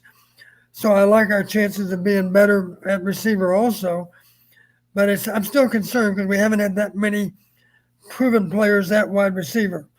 That's got to be a little bit of a concern. Until you've done it, it's really hard to, even if you practice well, as somebody mentioned when they wrote in, there's a true statement that phrase gamer really does exist. Some guys play a hell of a lot better than they practice. Other guys tend to tense up and not play as well as they practice. So until you've proven yourself in a game, and ideally in a high-stakes game, You really don't know for sure what you're going to get. You have an idea, of course, in practice. That's why it's so important to try to make practice competitive. And for that matter, that's why it's important to give those backup snaps in the early season to see if maybe the depth chart is wrong. If the backup shows all kinds of promise with how he played, maybe you need to give him more snaps and give that guy ahead of him on the depth chart fewer snaps. That's exactly right now. Of course, everybody's following the WNBA. Kate Martin is one that benefited from that because she simply played better than what people expected. What happens next? You get more time on the court, and you earn yourself a position on the two-time defending champions, the Las Vegas Aces. So the bottom line, give your players a chance to prove their worth. And sometimes you're going to be pleasantly surprised. Sometimes you're going to be disappointed. Well, I'd rather be disappointed in the early season and put somebody that's better than what I thought they were ahead of that person that disappointed me. So let's find out who the best players are in September. And then when October rolls around, or even late September rolls around, we're ready for sure to put our best foot forward. Let me real quick. I just want to say, let me answer your question, Corey, as it relates to what I believe to be a breakout player. I got a couple people I could name, but I think the safest one, and that's kind of weird to say a safe pick for breakout player, but I think the safest pick is Caden Weegan, because I think with the loss of Cooper DeJean as a return specialist, Caden is a guy who's got experience there. He's really fast. They like him. I just think, first of all, opportunity is there, and I've heard nothing but good things about him during summer. I've also heard really good things about newcomer Jacob Gill. So maybe not as safe of a pick there, but he would be another one. The opportunity's there. The speed is there. And then my third one might surprise you. I'll go with Kamari Moulton. I think there's something about – I thought it was interesting that he was listed on the depth chart ahead of Jazz Patterson. Jazz wasn't even listed. Now, I don't know what that means, because Iowa could easily have listed 4 running backs. They chose to list 3, and the third was not Jazz Patterson. It was Kamari Moulton. I don't know what that means, but I thought that was telling of something. I guess we'll find out in about a week and a half. But I think they really like Kamari Moulton, and if injury happens, he's probably going to be thrust. He played last year as a true freshman, and we thought they were loaded at running back last year. But, hey, your tailbacks get hurt, and people have to play. So those would be my breakout players. Anyone to add to that, Don? Well, I just feel good about our running back coach having a good understanding of who needs to be in the game at any particular time. And as you mentioned, we've demonstrated Liddell's done a good job of inserting the right player at the right time. And we've had productivity out of all 3 of our top running backs. And as you mentioned, even the 4th guy looks promising. So I like the way we stack up there. Getting back to a player that I think might surprise a lot of people, and I need to explain why I pick him. I'm not even sure he's going to get that many snaps, simply because he's penciled in as our backup quarterback. I think Brendan Sullivan is going to surprise people this fall. And maybe it's simply as a backup to Cade the entire season. But even then, I am aware that there was something written in the papers. Maybe we need to have a small package of plays for Brendan Sullivan. And I was glad to hear that, because we discussed that in the past, Corey. I thought it would have been a good thing with Deacon as our starter. A good thing is we're getting ready at the end of the season to play those games late in the season. Let's give some snaps to our young quarterback, because I think he's more than ready to handle it. And as we talked about at that time, Corey, to insert a backup quarterback, maybe he only plays half a dozen snaps in any particular game. Maybe it's simply not that the starter's not playing well. It's simply that we want to give him another wrinkle and give him one more thing to think about. And we insert the backup. Maybe the starter has a minor injury and he's out for a few snaps just to get his win. Maybe he lost his win and the other guy's out there playing in his place. But we call those plays that he's ready to run, and he executes them well. And And that's the scenario that I hope for our team.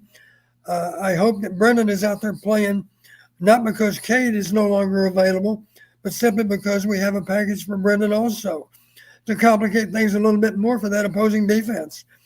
Because I think that, to me, Brendan Sullivan is an intriguing guy. A lot of people aren't aware of this, but you and I are, Corey. If you go back and look at his pass efficiency this past year at Northwestern, it's a lot better than Cade's was at Iowa. Now, I will admit Cade was playing early in the season at less than 100%. But the bottom line, Brendan's numbers are impressive. His pass efficiency was 140 last year. He threw 98 passes and only 2 picks. And he runs the ball well. You know, gives us an added dimension in terms of running the ball with our quarterback. And obviously a package for him in any given game might involve running him more so than what we are prepared to run Cade. And Don, you and I were talking about this the other day because Kirk made a comment at Big Ten Media Days about potentially having a package in for Sullivan. Now, I'm not a believer in tipping your cap to that, but I also am a believer in having a package in for a guy with a skill set. And we've been calling for that for years. And I wonder what made me pause when he said that is, yeah, maybe it's just a matter of Kirk's got a guy that, you know, a backup now that he finally trusts, and he hasn't had that. He hasn't even had a starter that he's trusted for several years. But I think maybe even more than that, I wonder if the influence of Tim Lester is what could move Kirk Ferentz to consider playing multiple quarterbacks. And I got some feedback after I made a comment about that the other day. They shouldn't be doing that. I've never been a believer in that. Well, I am a believer in it. I'm a believer in you play your best players. And well, as bigger fans, you remember the game here with Purdue. Absolutely. Yes. Purdue played not one backup, but 2 backups. And they clearly were not down on their starter. They were simply giving us one more thing to worry about. And it was effective. The 2 and 3 quarterbacks came in and did a good job. They primarily ran the ball. But it was another wrinkle for us. It's something else we have to discuss, something else we have to be prepared for. Takes away from our preparation to get ready for the other quarterback, the one that's a good thrower. And I think it will be so good if we see 3 quarterbacks play, because I think getting Marco with his skill set, again, you got these know-it-alls on social media. Marco can't throw. Okay, whatever you want to think is fine. You're not there. You trust who you want to trust. But I'm just telling you, he is as good on the ground as we've seen at that position in an Iowa jersey since Brad Banks. He's as good as they've had. So get that skill set out on the field, for Pete's sake. Corey, I need to move on, but do you have anything else? I know we've been taking most of your time on the air, but anything else for Coach or I? In honor of Mr. Mark Ahrens and Erica, we all have interest in Hayden Fry stories. I'll ask this final question. Don, do you have a recollection of a small package of plays that you set aside for a backup quarterback or a backup player that lent itself to a big moment for that player, where it really resulted in something explosive or really significant? Thank you, Corey. Appreciate the call, sir. And you're going to be around this year, right? You're not going to go in hiding once we hit the full-time schedule. No, but I got my season tickets for the first time ever. So, all right. Well, you better be tuning in. Be safe when you're driving back from the games, but tune in as soon as you get home. How long of a drive do you have from Kinnick? It varies, but 8 to 9 hours. Ooh. Okay. Well, be safe. Have the wife hold the phone and listen, or plug it into your speakers. But yeah, my 2 boys are they're stoked this season. So we promised to be with you maybe for half of that trip, Corey, but not all of it. Come on now, Don. You do 4. You're already. We can go 8, right? Thank you, Corey, for the call. We'll look forward to chatting with you soon. Don, anything else on? No, I really can't think of. I'm trying to think of a game where there were games for sure when we had plays, but it's been too long. I can't remember anything specific. I do remember we had a couple of different good quarterbacks at Western Illinois And just to give you an example of how talented our second guy was at quarterback, we were a championship team that year. We had a guy named Sam Clemens that was our starter. He was a transfer from Cal, and he was a really good quarterback. And the backup had transferred in, and he wanted to play quarterback too. His name was Frisman Jackson. And we played him a lot because he was an outstanding athlete and a great runner. And Frisman came to me after the season and said, Coach, I know you'll be straight with me. Give me an idea going forward, because Sam had graduated at that point. Sam was a year older. He said, is there just tell me this, am I better off pursuing quarterback or pursuing wide receiver? And I'm asking you in terms of NFL. And I said, to be honest with you, Frisk, I think you have a better future as an NFL receiver. And it doesn't mean you're not capable of being an outstanding quarterback. But at that time, I simply felt the NFL is not ready to give every black quarterback a chance to play quarterback. There were more white quarterbacks for sure at that point in time. And I just knew he had outstanding ability as a receiver. The rest of that story, Frisman is now a receiver coach in the NFL. He played great football for the Cleveland Browns most of that time. I think he played for them about 6 years or 8 years. I can't remember. He had an outstanding career as a receiver in the NFL, and he's now coaching receiver in the NFL as well. Matter of fact, he actually coached with Matt Rule at Carolina back in time. So he's now going to be the receiver coach for the Seattle Seahawks. In recent years, he was the receiver coach for the Pittsburgh Steelers, and he's incidentally going to be inducted into the Western Illinois Athletic Hall of Fame this fall. And I was so happy for him. And I mentioned to him, I said, I realized in the NFL you have to move around sometime. Are you still coaching with the Steelers? And he said, Coach, I'm actually going to be on the West Coast, but I'm excited about the move because our head coach for the Seattle Seahawks was with us at Pittsburgh, and he's asking me to come out because he's got great confidence in my ability to coach our receivers. And I said, good for you, Fres, because you're more than capable of doing it. And so that's a good example of a guy. He was also a good quarterback. Believe me, he was. And we had a package for him. And you had to get ready for two quarterbacks because they were both good and they had different abilities. Jack wants to know how much this year reminds you of 1996, Don. I cannot recall exactly what happened in 96. Okay. Don, can you still not see us? Cannot. It's my fault. I inadvertently hit something. I'm probably not doing a good job of staying centered up in my little box. No, you're fine. I just think it's kind of humorous. You're going this whole show and you can't even see what's going on here. One time before I was able to recover, but I don't remember what the button was. Well, it's been a long time since I pretend you listen. Maybe you didn't do this on the offensive side, but on the defensive side, I know Phil and Kelvin Bell's units do this, Don. There's something called fumble recovery drills. All right. So treat this as a fumble recovery. You fumbled the football and now you need to recover the footballs. Well, there's got to be a button on the screen somewhere that I can click on, I think. But I don't know which one it might be. Well, you're still centering the screen. So while you figure that out, let's go to our next comment in the chat. Erica with the super chat. Hi, guys. Good to see you live again. Good to see you, Erica. She has two questions. One, why is Kirk allergic to quarterback competitions? And are we getting a Hayden Fry story? We'll try to get a Hayden Fry story in at the end.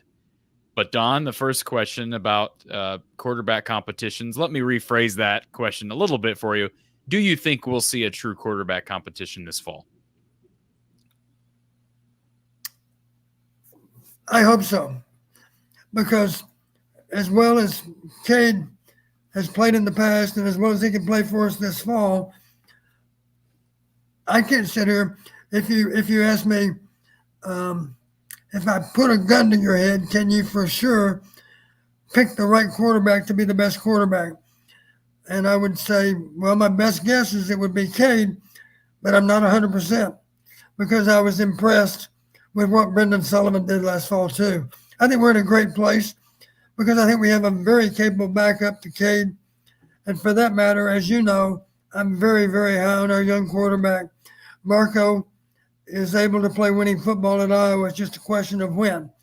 But he's going to be able to do it and do it long before he's done here. I just hope and pray that he doesn't think about playing football anywhere else. Because as you know, I always used to tell our third quarterback, the mindset has to be that you are 2 plays away from being in the game. That would simply mean, and I'll remind you, one year we got down to our 5th quarterback. Because of injury, we got to 5 quarterbacks. It can't happen. So, my request to Marco is, Marco, just keep getting yourself ready. And the best mentality you can have is that you're 2 plays away. And we'll try to get to that Hayden Fry story at the end. Ask a Bum, why does the media ask football questions? Why does the media ask football coaches Caitlin Clark questions? It makes no sense. It's kind of a random question yourself, Ask a Bum. I guess I didn't realize that football coaches were getting asked Caitlin Clark questions. I guess, it's become the mainstream media. It's become pop media, if you will. Pop culture. Caitlin Clark is now pop culture in some regards. So she's got the Iowa ties. I guess there's your answer. I will share with you, Corey. You've heard me say it before. Maybe the listeners have not. I did have the privilege of meeting Caitlin's mom and dad in Dallas 15 months ago, or whenever that Final Four was. And I was able to tell Caitlin's mom and dad, I explained who I was, and I think they followed football pretty closely and had some idea maybe about what we had done in Iowa.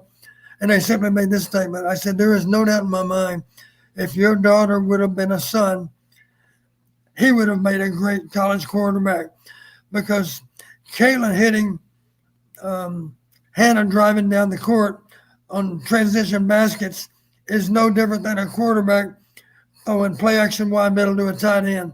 She's got really, really good spatial awareness. She's able to touch the ball over a defender, and yet it comes down in Hannah's hands for a fast break layup. And of course, she's doing it now for the Indiana Fever. We are big fans. We have the season ticket package. Haven't missed a game yet involving the Indiana Fever and also the Las Vegas Aces. Seen every game that Kate's played and every game that Caitlin's played. We are huge fans of our basketball team here, both men and women. We'll go quick fire, and then we got a caller. First of all, thank you, Corey, once again for the kind words and the call this evening. Brian, how smooth of a transition from the old offense to the Shanahan style can we expect, Coach Don? Well, I do know, as I understand it, talking about Kate again, having a leadership role this summer, I do know that it's not all just wind sprints and weight training in the summer. Those guys, as a group of players, are rehearsing certain aspects of the offense even now. And again, the head coach out there in the practice field is Kate McNamara. That's the guy in charge. I guess if Brendan is the guy taking the snap, then you would have to classify him as the head coach. But the point is, it's player led, and they're trying to refine their games, even in the summertime, as best they can. Obviously, they're not in full gear. It's a little bit different when you put the pads on. But the bottom line is they're getting a lot of mental exercise out of the practice in the summer, because those assignments are becoming more and more foolproof as far as knowing what to do in any and all situations. Brandon says, Don, do you think the new Iowa offense gets above the 25-point per game mark in the first year under Tim? I think so. For 2 reasons, I'll say that. One is I think our offense will be more efficient than in recent years. I think the play calling will be more effective than in recent years. And I'm not trying to beat up on Brian either. I just think that Tim Lester is in great position to take over this offense, because he's run offenses many years in the past and done so effectively. That comes to mind for me. I had another train of thought, Corey, but I can't remember what it was. And did I say anything that prompts you to comment about what I said? Well, no, I just think I agree. I think they're 25 is probably a good goal for year one. I know what my other comment was going to be. It was simply going to tie it into our schedule. The schedule is favorable 25 points per game is going to be easier to come by this year than next year. Although they are going to play some really good defenses like Ohio State, like Iowa State. Maryland traditionally is not an incredibly strong defense. Nebraska should be better. We're waiting for the return of the black shirts. Let's not forget that this team has a lot of guys that are at the end of their college career. This is the last year, the last go round for a lot of really good football players. And believe me, they're going to want to go out in style. Jack wants to know about winning parameters, specifically on offense last year in the Big Ten, and how do you think the West Coasters are going to do in year one? Some of this you may want to save for a future show, and I know some of it as it relates to winning parameters you can't share because this is stuff that's going to be kept between you and the coaches. Right. Yeah, I'm not gonna share with everyone what they know and information I've provided them. I'm not gonna do that. That's something they know and no one else. I did mention to Kirk when I gave him that information in the past. I said, Kirk, you're only the third person to know about this, and that third person, incidentally, is my wife, because I can't type all this stuff up. She's the one that has to type it. And I'll promise you, whatever she typed, she's forgotten by now. So that means there's only two of us that know. And, of course, I'm giving it to you so that you can share it with those people within the program that need to know. And the players don't need to know that much at all about all this. As you mentioned, though, Corey, I did come up with a prediction model. And the nice thing about that prediction model, it boils it all down to 5 parameters. And what the players, I would hope, will know this fall, as they did last fall, is what those 5 parameters are. I've got a lot of work to do to figure that out between now and the first game in Game 4. But I'll get it done in time. And it will be a little bit different because we've got some Pac-12 opponents thrown in there. But the good thing about it, we still have 14 teams that were in the league last year, and we have 4 newbies. But the bottom line, those numbers that come out of last season's 64 games, those numbers are still going to be pretty accurate. And just to give the listeners an idea of how it goes forward, I have that prediction model for them. That's just a start point. Every week in the fall, I update the coaches on a weekly basis based on what happened just last weekend. And so if the prediction model does not hold up well, they know about it as soon as it is proven to be so. But in general, it holds up really well. I actually had one from the previous season that actually predicted the winning team 58 out of 58 games, 100% reliable. And the question was simply, who won more of these 5 parameters? The team that won more than the other team won the game 58 times out of 58 games. That leaves 6 ties. Sometimes you can tie on a parameter. I don't even mind mentioning one parameter that's among the 5, because anybody that knows much about football wouldn't be surprised to hear, Corey, as you know, that turnover margin is one of those 5 parameters. So that will probably hold true. It'll probably still be one of those 5 parameters, but the others might change. And just so the listeners know, it's not the 5 most obvious parameters. In some cases, it's a parameter that individually doesn't do that well at all. But when you marry that parameter to other parameters, it has a huge influence, more so than what you could ever imagine. The best way to explain it, I'll give you a really simple example, because as you know, Corey, I start off with combinations of parameters. And let me just give you a couple of possibilities. How about, we know this, there's a parameter called more rushing yardage than your opponent. That has a good percentage. Just to give you round numbers, maybe that percentage is 80% in any given game. And then there's another parameter I keep track of, which is simply who had the most rushing attempts. And maybe that percentage is only 70%. Okay, which is still good, but not as good as 80, obviously. And so when you put those 2 parameters together, you might think, well, I'm assuming that makes it go up a lot. And we do have any number of combinations that are 100% reliable. Now, the only problem with that, it doesn't mean you can, just because you know what they are doesn't mean you can win them. So it's entirely possible. It's not easy to win two parameters that maybe the simple example I gave you was turnover margin. Yeah, every team in the Big Ten knows that turnover margin is important. And let's face it, out of 64 games, some of them are going to end up even on turnovers. But the example I gave you, the combination of edge on rushing yardage and more rushing attempts, when you combine those two parameters, it doesn't produce a percentage that's that much higher. Maybe that 80% for rushing yardage only bumps up to 84%. 84% is not very good when you've got some other combinations that are all the way up to 100%. Why is it not better? It's because those two parameters have too much in common. Rushing yardage has a lot to do with rushing attempts, right? And vice versa. So those two parameters do not complement each other well. Compared, I'll give you another example of two parameters that do. How about turnover margin and edge on rushing yardage? Those complement each other much better because they're two entirely different parameters. Without giving you all the details, it's kind of hard to explain, but I hope it's making sense to some of our listeners. Absolutely.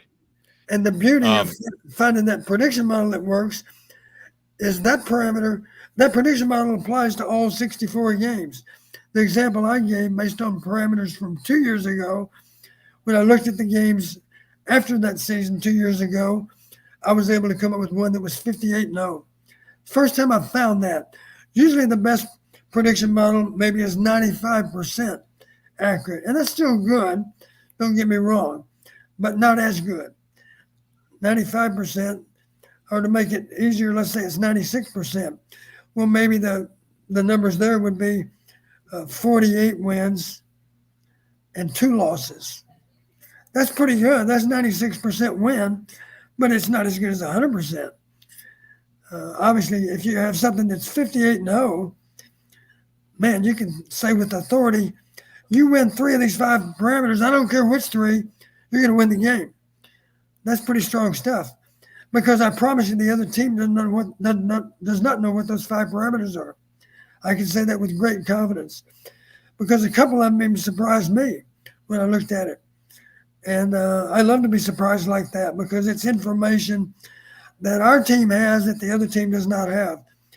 And an edge on information is an edge on winning. Brett asks about Illinois State and Troy. We did discuss that earlier.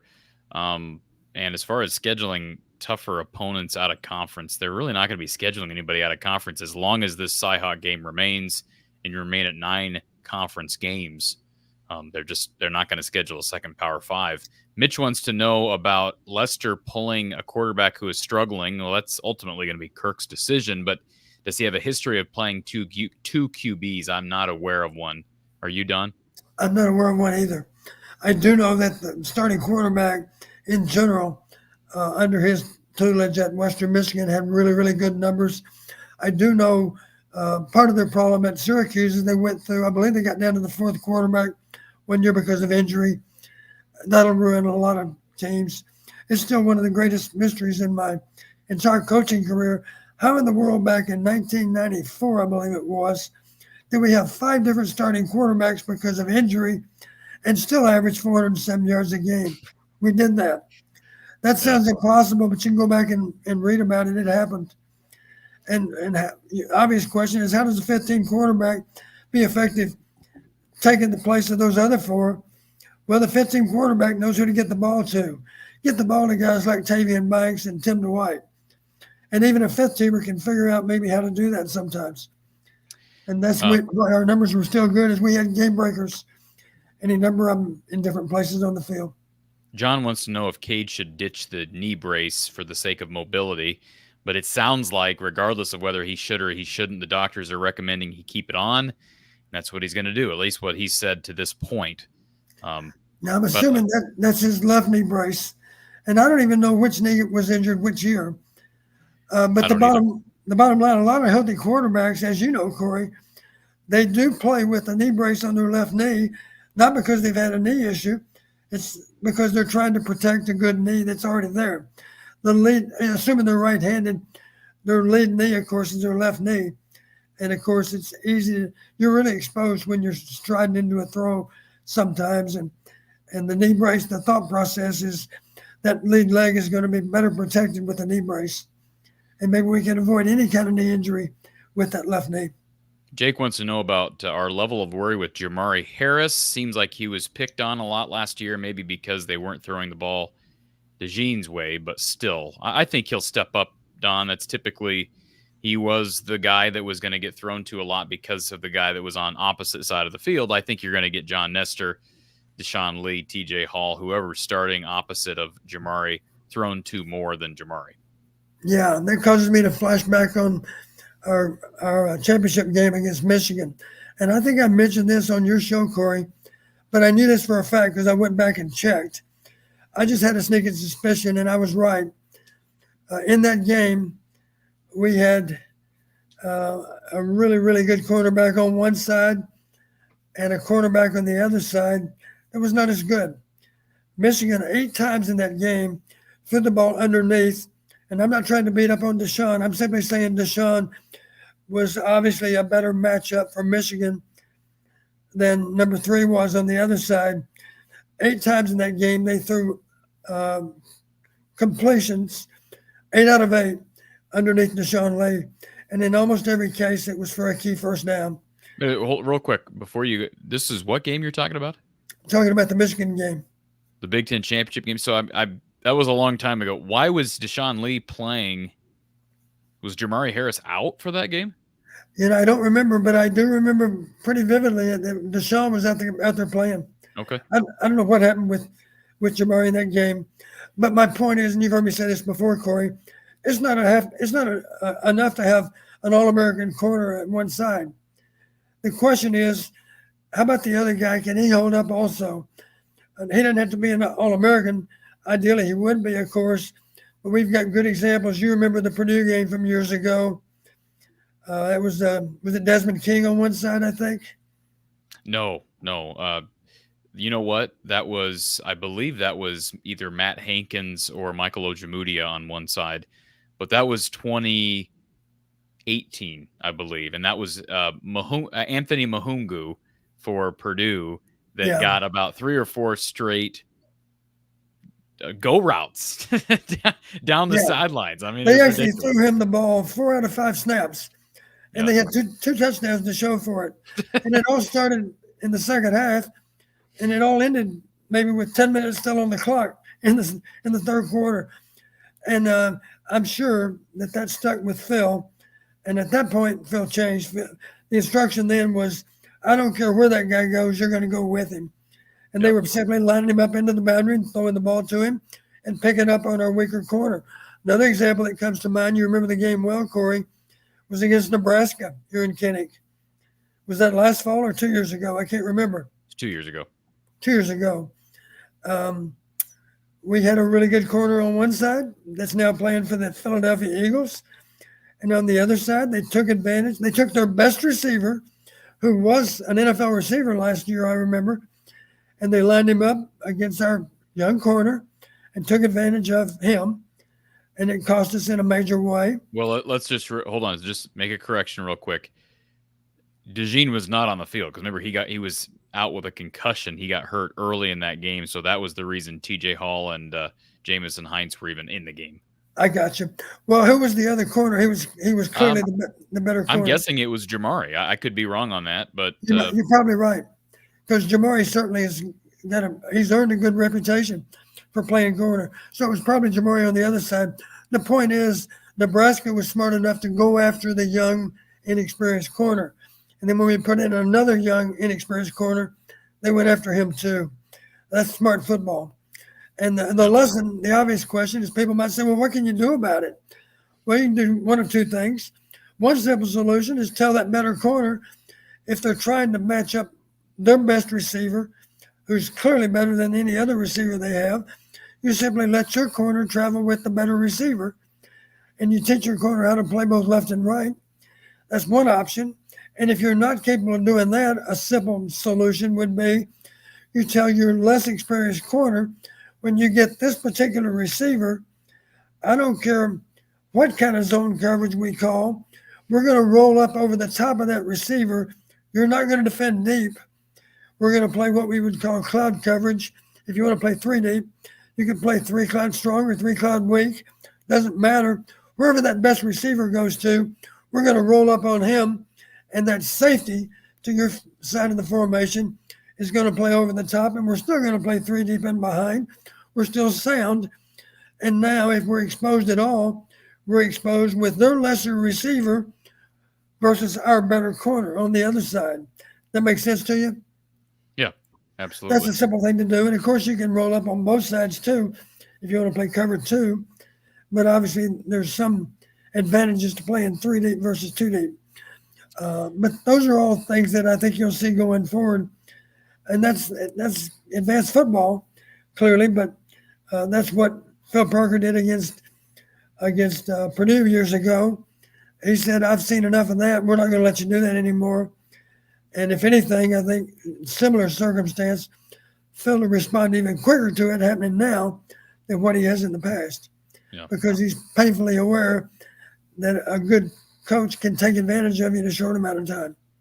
Tacoon, I think we answered this earlier about O-line play. I think both Coach and I are both skeptical, but we have faith in George Barnett as a person, and he's well respected by his players. We talked about that earlier. There have been opposing players on record saying that they kind of knew what Iowa was going to call, and some of that might just be player speak, but that has been said. So a lot still to prove up front. BJ says, does Washington Terrell moving to wide receiver make Lester make – okay, this is not – maybe I'm reading this wrong. Does Washington moving to wide receiver make Lester – makes me feel like Lester is looking for a Tim Dwight type of player since the offense will run motion? I don't know if that makes sense. The beauty of fast motion is that you become more effective with fly sweeps. Of course, there's always a possibility that you're going to hand the ball off to that motion man that's sprinting across the formation. You've seen that a little bit with Weegan. Let's not forget, just think back to that Michigan game again last fall, Corey, because as you mentioned, the return man that day was Keaton Weegan. If you go back and look at the game, I saw it the other day because it was on Big Ten Network. He almost broke a couple of returns in that game. The best field position we had was him returning, I believe one was a punt and one was a kickoff, if I'm not mistaken, one of each. In the championship game against Michigan, he did that last December. So you would expect him to be returning kicks and punts? Well, maybe I'm wrong. Maybe he didn't do both in the championship game, but I thought that he did. I'm not sure. I know he returned the ball a couple of times for decent yardage, and you could see where it wasn't far from becoming a really, really long return. And it's all because they simply underestimated his speed. He's a little bit faster than what they thought. Well, Iowa could use another Charlie Jones type of emergence from a former walk-on. And Keaton Weegan is not as fast as Tim Dwight. I know that for a fact because I was privileged enough to coach Tim. But is he faster than maybe anybody else we have? The answer to that is, yeah, I think he might be the fastest of all of our receivers. If not, maybe it is that running back that's going to give us a different dimension at wide receiver. And speaking of Hayden Fry, I've got a Hayden Fry story that comes to mind right now. There you go. There you go, Erica. Gosh, and now I've got to think of the receiver's name. This is going to bother me. Our fans are so knowledgeable, they might remember. Let me think back. We were playing Indiana in Kinnick years ago. Charlie was a track guy that wanted to pursue football. I think maybe his track eligibility was done. I can't recall. But he was a sprinter in track, but he always wanted to play football. And so he came out for football. Maybe he still had track eligibility. I can't recall. But he clearly had good speed. And in that game, playing Indiana, it was probably game 7 or 8 or something. I can't remember. We were playing at home. Charlie Jones was his name. Thank God. Charlie Jones. We called him One Play Charlie. In that game, he had one play that he knew how to run as a tight end. We slipped him as a tight end. He was a big receiver. And they had no idea who he was. But needless to say, he was a lot faster than any tight end they've ever seen because that play not only worked, it worked for a touchdown. And we did win the game. I can't remember the point spread. But one reason we won the game is because Hayden Fry had the vision, and he wanted Charlie to have a chance to make an impact on the game too. and he knew Charlie cannot play in our offense because he doesn't know that much about our offense. But we can certainly teach him how to run one play as a tight end. And we did it. It was a trail route to Charlie as a tight end, and he was wide open, in part because they've never seen a tight end go that far down the field on a trail route that quickly. And it was an accurate throw, and it was a touchdown. You can go back and read about it. I have no idea what year that was, but I do know it happened against Indiana. It was in Kinnick, and it meant the world to Charlie Jones to be able to make a play for Iowa. Well, I'll guess that people will have a hard time Googling Charlie Jones and getting the right Charlie Jones. That's true. That's my guess. Hadn't thought of that. I know it was Indiana. What year? Gosh, I don't know. Late 80s, early 90s, maybe. I'm not sure. Might have been later than that. I know what they should do. They should look up Charlie Jones, Iowa track and field, because that should pinpoint him. Because I'm pretty sure he had a lot of success track and field. He may still have some records at Iowa, even after all these years. Maybe not, but he might. It's worth checking.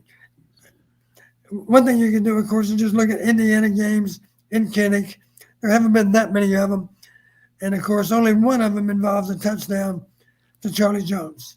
I wish I could recall the year, but I'm not that talented. All right, let's go to our final caller of the night.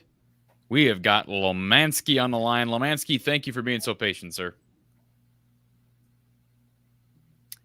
Hold on a second, Lomansky. We don't have you. Let me see if I can.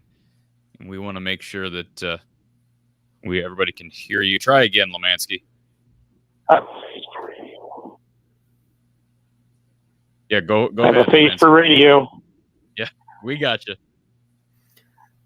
Corey, Coach Don, cool to see you, Don. Thanks for doing analytics. Go ahead, Don. I was simply going to say, tonight reminds me a little bit, Corey and Lomansky, of a family reunion. We haven't been together in a long time, but we've reconnected, Corey, with a lot of people that thoroughly enjoy our program. And I know it means the world to you, Corey, that they feel that way, and it does to me too. Well, Don, you called us the Three Musketeers. So I did research on the off season about the Three Musketeers, Mo, Larry, and Curly.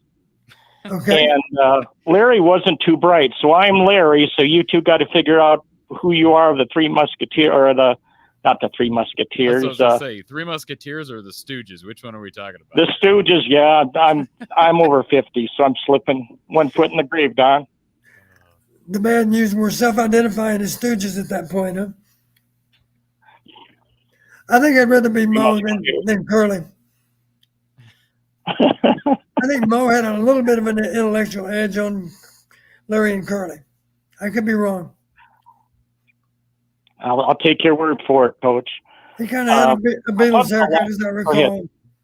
Curly was bald, and Larry had. It was challenging for Larry to have a good head of hair. It didn't work well for him. We'll delve into the Three Stooges on a future podcast. All right. That sounds good. Lomansky. I was thinking about the last year. I don't know what the rest of the Hawkeye fans think, but to get 10 wins with 2 out of 3 phases of football, I appreciated more and more, like, how in the hell did the guys do it? But because of that, I thought about you, Don. You talked about attacking every blade of grass on the football field. And you did that in your time at Iowa, because I saw it, including Gordy Bohannon and Pete Gales on the field, who you know better than I, but I wouldn't have put them at the top of the Big Ten quarterback talent, but each had tools in their toolbox, and they're very different. And we played them both all the time, didn't we? World. If you're playing against Iowa back in 1981, you have to get ready for both quarterbacks because you're going to see them both. And I back in each blade of grass, and probably Iowa didn't have respect, but you shocked the world. Nebraska, UCLA, and people don't remember that was the heart of the UCLA-Nebraska dynasty. And Hayden Fry and his great psychology on the radio going, you know, we just don't want them to call the game at halftime. And I don't remember his exact words, but that's how he approached the media just what a monumental task. But inside the locker room, I know he knew that Iowa could beat them. I went back like you, Don. I watched that Michigan game where we were down 10-0 at halftime against Michigan. Yeah. What an outstanding job by the Iowa football team. And your Weechin is true. He had a great return, and I can't remember if it was a punt or kickoff, but we got a penalty. It got called back. But we were still in the ball game in the first half when he did that. My question for you is, me being a average knowledge of football, even though I'm older, and I learned a lot under your tutelage, just think how good that team could have been if we'd been, your word is efficient, moving the chains, giving the defensive a rest. We turned the ball over in the first half against Michigan down 10-0, about the 35-yard line we fumbled. How much, now I got a defensive question because you're an offensive guy. How much can we help the defense of Iowa if we can be efficient, move the ball, have the special teams and defense, they're elite, pin the other team back, and our drives start the 50-yard line. And, our offense, it went backwards when we got enemy territory. It didn't even go forwards. It went backwards with sacks and turnovers. I'd like you to comment on your optimism. I've never been higher on an Iowa season in many, many years than I am now, because nobody's going to know what Tim Lester's going to do. That's true. Thinking back to that game against Michigan, I could not have been prouder of our defense. They played an outstanding game, no doubt about it. All 60 minutes. Here's an amazing stat from that game. I remember this vividly because it was the biggest spread of the entire season, all 64 games in the Big Ten that year. There's a thing called average starting field position. I still remember the numbers from that game. Michigan's average starting position was on the 44-yard line. Ours, meanwhile, was on the 24-yard line. Every time they went on the field, on average, they started 20 yards closer to the goal line. That was the biggest spread in all 64 games. A typical spread, a 5-yard spread is significant. A 10-yard spread is very unusual. 20-yard spread is unheard of. That's what we had that day, simply because we didn't do a good job of even protecting the ball. We had trouble moving the ball. We also, of course, turned the ball over. And in that regard, we were lucky to even have a presentable score at the end of the game, only because of a great effort on the part of our defense.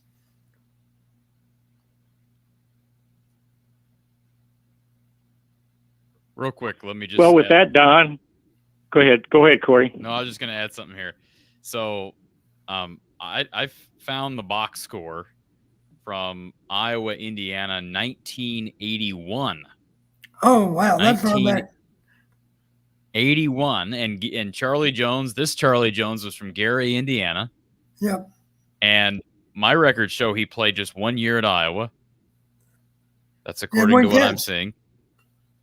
Had one catch against Indiana. Do you know how long it was? I think it was at least 30 yards. I can't recall. More. Keep 50? going. 50? 51 yards. 51 yards. One catch, 51 yards, and it was from which quarterback? Who threw the touchdown pass, Don? Oh boy, probably Gordy. It was Gordy. Yep. Gordy Buchanan. Absolutely. That's quite a memory you got there, Don. I had to siphon through a bunch of Charlie Jones articles from the last 5 years. I'm impressed that you're able to find that so quickly.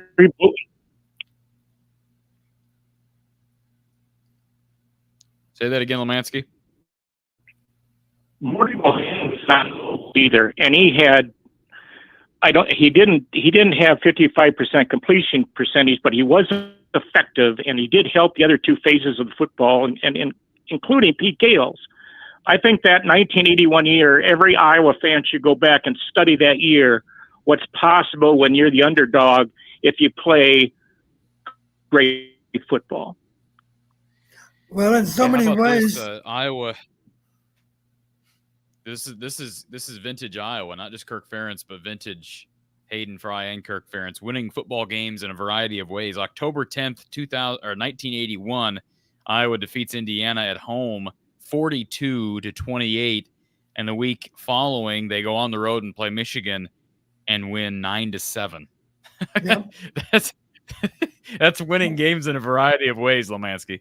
On the strength of 3 field goals, and the field goal kicker was Tommy Nickel, a true freshman. Now, I hate to break this to you, Don, but you followed it up with a 10-12 loss to Minnesota and a 7-24 loss to Illinois, who, by the way, those were the heyday years of Illinois, right? Those were really good Illinois defenses. I was hoping you would fast forward to the Michigan State game. Well, Purdue, then you guys followed it up with a 3-game winning streak, but unfortunately, we know what happened in the Rose Bowl. Go ahead, Lemansky. I didn't mean to cut you off. Well, years into the Don and Hayden, they didn't have 1 year of their own players. They took Bobby Cummins players. Okay, don't forget that. 1 year full of Bobby Cummins recruiters when I was getting shellacked. So we've had it pretty good under Fry and Captain Kirk. Don, you look like more you talk about Iowa football, you keep going. An hour and a half in, we look forward to the season with you and Corey. And I follow the Nebraska podcast. I'm not going to say who it is, but they've got one of those old Nebraska guys where they beat everybody and all they talk about is national wins. And it's a terrific podcast, but this is a better podcast, and you do need to know that. And I fear the Huskers a little bit because they're a freshman QB, and I fear the Cyclones. We're all talking about down the road, but I tell you what, it's going to take everything to get by the Cyclones, and that's with all due respect to their coaching staff and their players. And good night, and thanks again for carrying the ball for us this upcoming season. Thank you, Lemansky. Appreciate it as always, sir. Always good stuff from our friend Lemansky. And the last thing I want to hit, Don, we've talked about a lot. But this is technically a fall camp preview show, so I think the best way to finish this show out is to discuss the biggest position battles heading into camp. Today was the first official day of fall camp.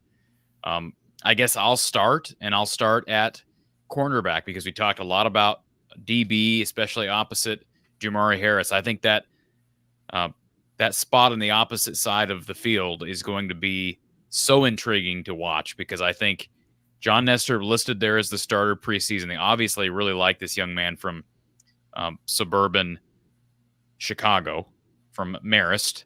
But at the same time, TJ Hall, son of a great receiver that played for you, Terrence Hall, TJ's got more game experience than John does.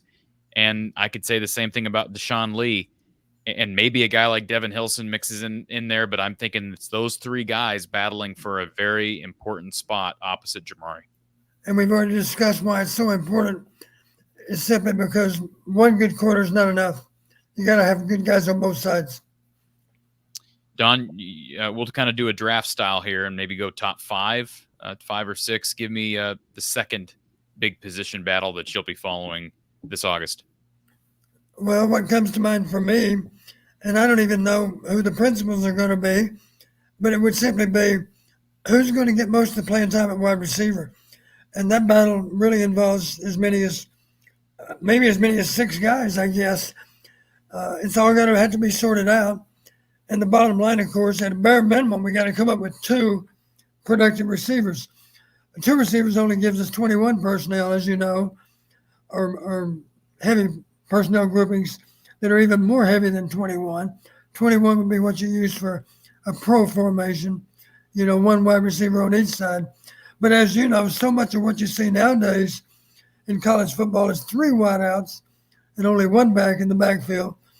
That's got to be a primary formation for us. I would expect at the end of the year, that's our number 1 personnel group would be 11 personnel. 1 back, 1 tight end, which means 3 wideouts. So finding 2 wide receivers is not ideal. We need to find 3 that we can have absolute full confidence in and know that all 3 of them can be productive. Anything short of that, of course, is not enough. So the good news is there's opportunity there for a lot of different guys. It sounds like going into camp, it's a pretty wide open competition. So I would imagine we're going to give a lot of them a chance to excel. And you can bet those coaches are going to be studying the video very closely to see who deserves to move up and who should have to move down.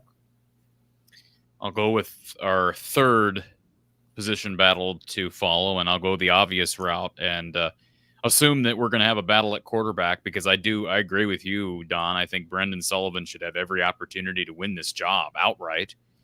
And, it's interesting pre-camp. Brendan is not technically suited up for Iowa yet. However, it is worth noting that Marco Lainez was listed as the backup. So hopefully this is a battle not just with the top two, but with at least the top three. And then you have a couple of guys. I think Jackson Stratton, there's a name we haven't said on this show. Don, here's a young man who transfers in from Colorado State.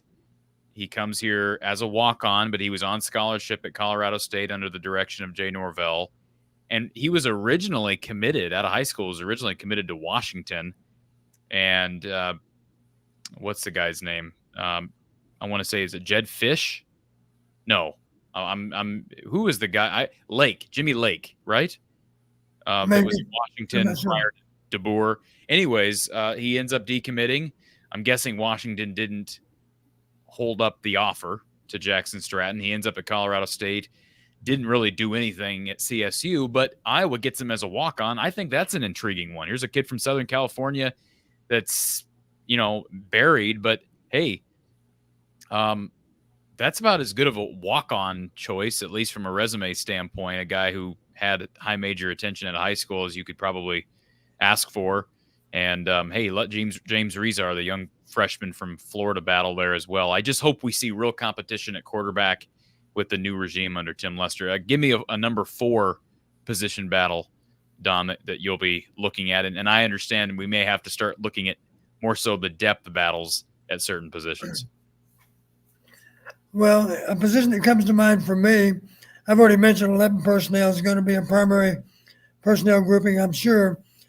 But the question in my mind is, Astringa, is that how it's pronounced? Absolutely. How much confidence can we have in him? I know our confidence level is pretty high for sure. I do have great faith in Luke Lachey. I think Luke Lachey is going to have a great season for us. But the truth is, it's a little bit like quarterback. We want Brendan Sullivan to advance as a football player because for 2 reasons. One is we'd like to have maybe a package for a backup quarterback to give the defense something else to have to get ready for. And of course, in the event of injury to Cade, we want Brendan to be ready to play championship football. You could say, even though I don't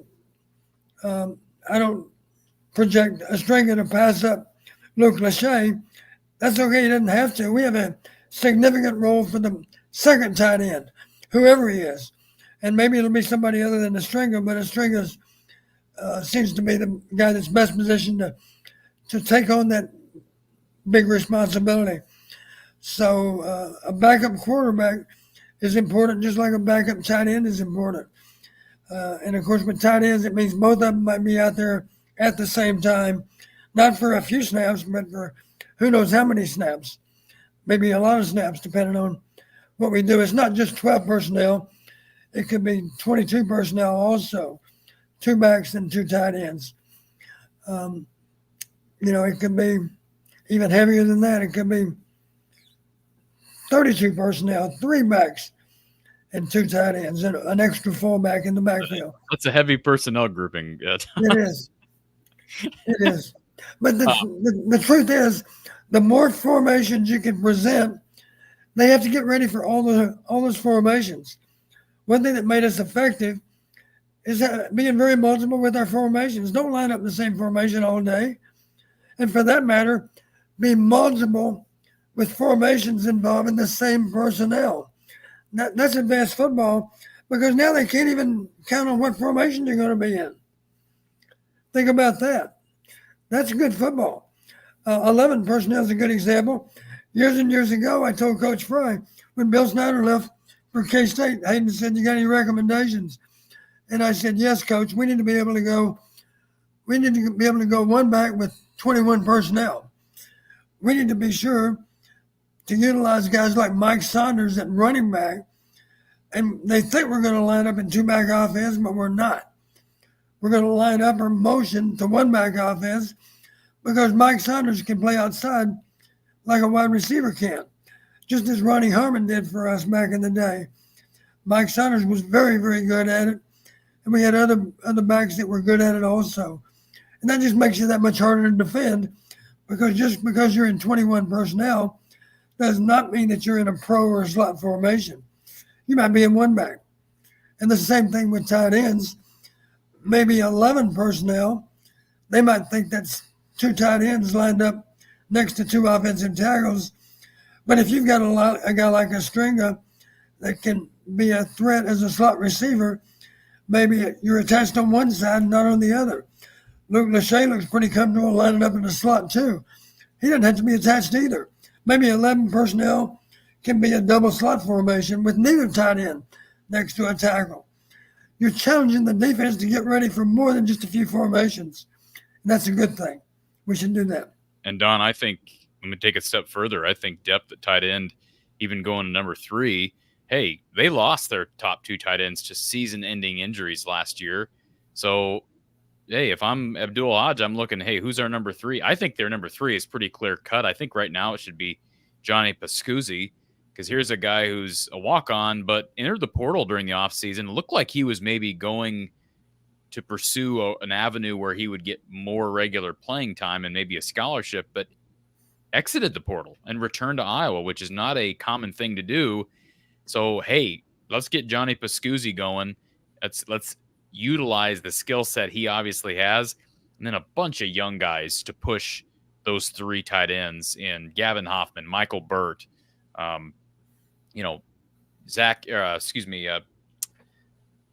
boy, now my mind, can you believe that? The kid from St. Louis, Zach Ortworth, I'm sorry, played a little bit, had a big catch against Wisconsin up in Madison. Yeah, so, let's not forget how effective. Think back to Fan and think back to Laporta. Sam Laporta, he played a lot as a slot receiver and was effective. Sometimes he was an outside receiver. Yep. Maybe on that side of the formation, he's the widest guy on the field, and we threw him the ball. Well, I don't think Tim's going to be doing much of that. Well, the point is, don't be predictable with where they line up. If they're capable of giving you a good performance in a couple of different alignments, then by all means use it.